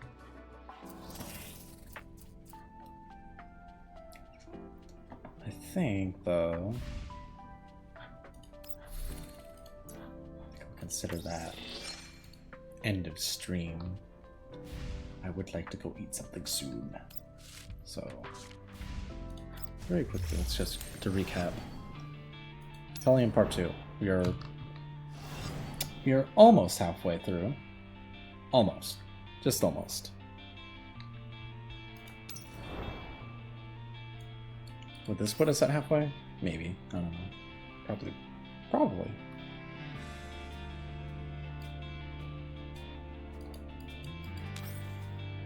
Screw it. We'll do this one last one. 2 hours ago. We've transferred the activation permissions for the collapsed crystal catalyzers. Right. Blue Sphere studies the screen before her coldly, then begins entering a series of commands. All the catalyzers are warming up. Wait, are you seriously gonna do that? Yes. I have directionary control over the activation, the number of activations, and when they will be activated. But it's very dangerous. Given the number of crystals in the region, the radiation density is going to see 10,000 Vibrians. Vibrians? Those are Black Zone levels. Our top priority is to recover the item and eliminate any witnesses. If we cannot recover the chip and eliminate the Survey Corps and 404 by the time the deadline is reached, this will be our fail-safe plan. However, that is not the case. She silently studies the file in her neural cloud. It was written a long time ago, even before her very first catalyzer was installed. Its title is the H.I.D.E plan, named after the first picture humanity took of darkness. And now, this darkness from the depths of space is about to descend upon the world. A radiation spike like that will draw the attention of the Oversight Department. We might be in danger too, you know. Then make sure you succeed so that there is no need to activate this failsafe. You talk like it's so easy. I believe Sect Faben should have told you that I am in command of this operation. If you will not obey orders, then I will have you replaced by someone who will. The plan will not be meaningfully impacted by the loss of one person. Also, your previous misjudgment led us to missing the best opportunity to wipe out the Survey Corps detachment in one fell swoop. You were also unable to recover the objective beforehand during your previous encounter with the Bujum. The Bujum assassin, it's a wide range. We pursued it over 300 kilometers. The mangy security officer feels a twinge of pain in his head as he thinks about the 2+ weeks he and his men have spent chasing that Bujum. It was always as though the thing was intelligent, intentionally avoiding his forces and circling around him. But then it also destroyed everything it saw like a mindless beast. We also stood off our forces to dismantle the base stations and eliminate any Viegers, Guardiegers, and bounty hunters we found. And then we also encountered the Survey Corps' reinforcements after that. They had a good commander with them, but he could have taken us out. It doesn't matter. Sect Faben will not tolerate mistakes, or the people who make them. Oh, you. Apologies. After realizing how dangerous his position is, the Mangy security officer gives up on trying to defend himself. Have you found the targets yet? The Survey Corps and 404 are hiding in the disused Johanda salt mine. According to the reports from some of the teams sent to pursue the Bujum, the wounded creature is probably hiding there now. If we can lock the area down, we can trap him in there, then take them all out at once. How long would that take? 3 days at least. The interior of the Johadna mine is quite large. We haven't surveyed it again. We haven't surveyed it again after planting the collapse crystals there, so we don't know the interior layout well. Also, They could be anywhere inside there. We'll need to find them and kill them. That's too slow. Once the UNC Survey Corps reinforcements arrive, you will cease operations and leave ASAP. When that happens, this place will become a dead zone that even they won't be able to enter. By eliminating them, we'll have more than enough time to recover the mission objective. Are you seriously going to use that plan? I might not have to. Tell me, if they were gathered up and I could find their location, how long would it take for you to deal with them?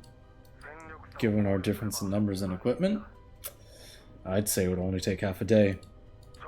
The Survey Corps was fairly under strength to begin with, and that Bujan is already heavily wounded. If we can find it, we can kill it quickly. The problem is those 4 dolls. We'd have eliminated the Survey Corps already if they're in a battle if it wasn't for them. I will take care of the dolls. Focus on dealing with the Survey Corps and the Bujan. That works for me. How exactly are you going to deal with the dolls? I have my ways. Secure the salt mine and its surroundings before I arrive. Every exit must be watched. Unless they attempt to escape, you are not to engage with them without orders from me. Understood. Also, have you found the Survey Corps members who split off from the main body? Pretty much. Pretty much. I believe I already told you to get rid of them before I arrive. Blue Sphere isn't angry, but the coldness in her voice is more terrifying than mere anger. We found them all. It's just that there's one more squad that we haven't eliminated yet. I've sent my guys over. Good. Pick up the pace. Blue Sphere hangs up, and then she picks up the call from Cocoon. Are you there yet? I'll reach there in another half hour. I'll reach there in another hour and a half. Good, good, good. I want to confirm something with you. The URNC reinforcements will arrive in around a day's time. Do you really think you can make it in time? At the moment, yes. However, I need to activate Johanna's mind catalyzers. As for the other catalyzers, that will depend on the outcome of this operation. That's fine. The sword is in your hands, Blue Sphere. How you swing it is up to you. However... Cocoon pauses for a moment, and her voice grows cold. If a gladiator does not win, she will incur the wrath of her sponsors. Also, don't forget that we've received explicit instructions.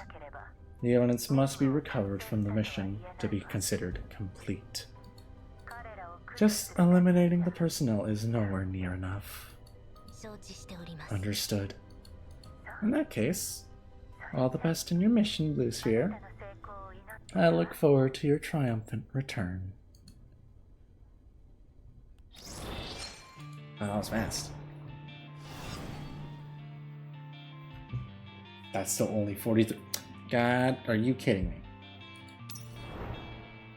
Curses. Anyways, okay. With that, we will end things off.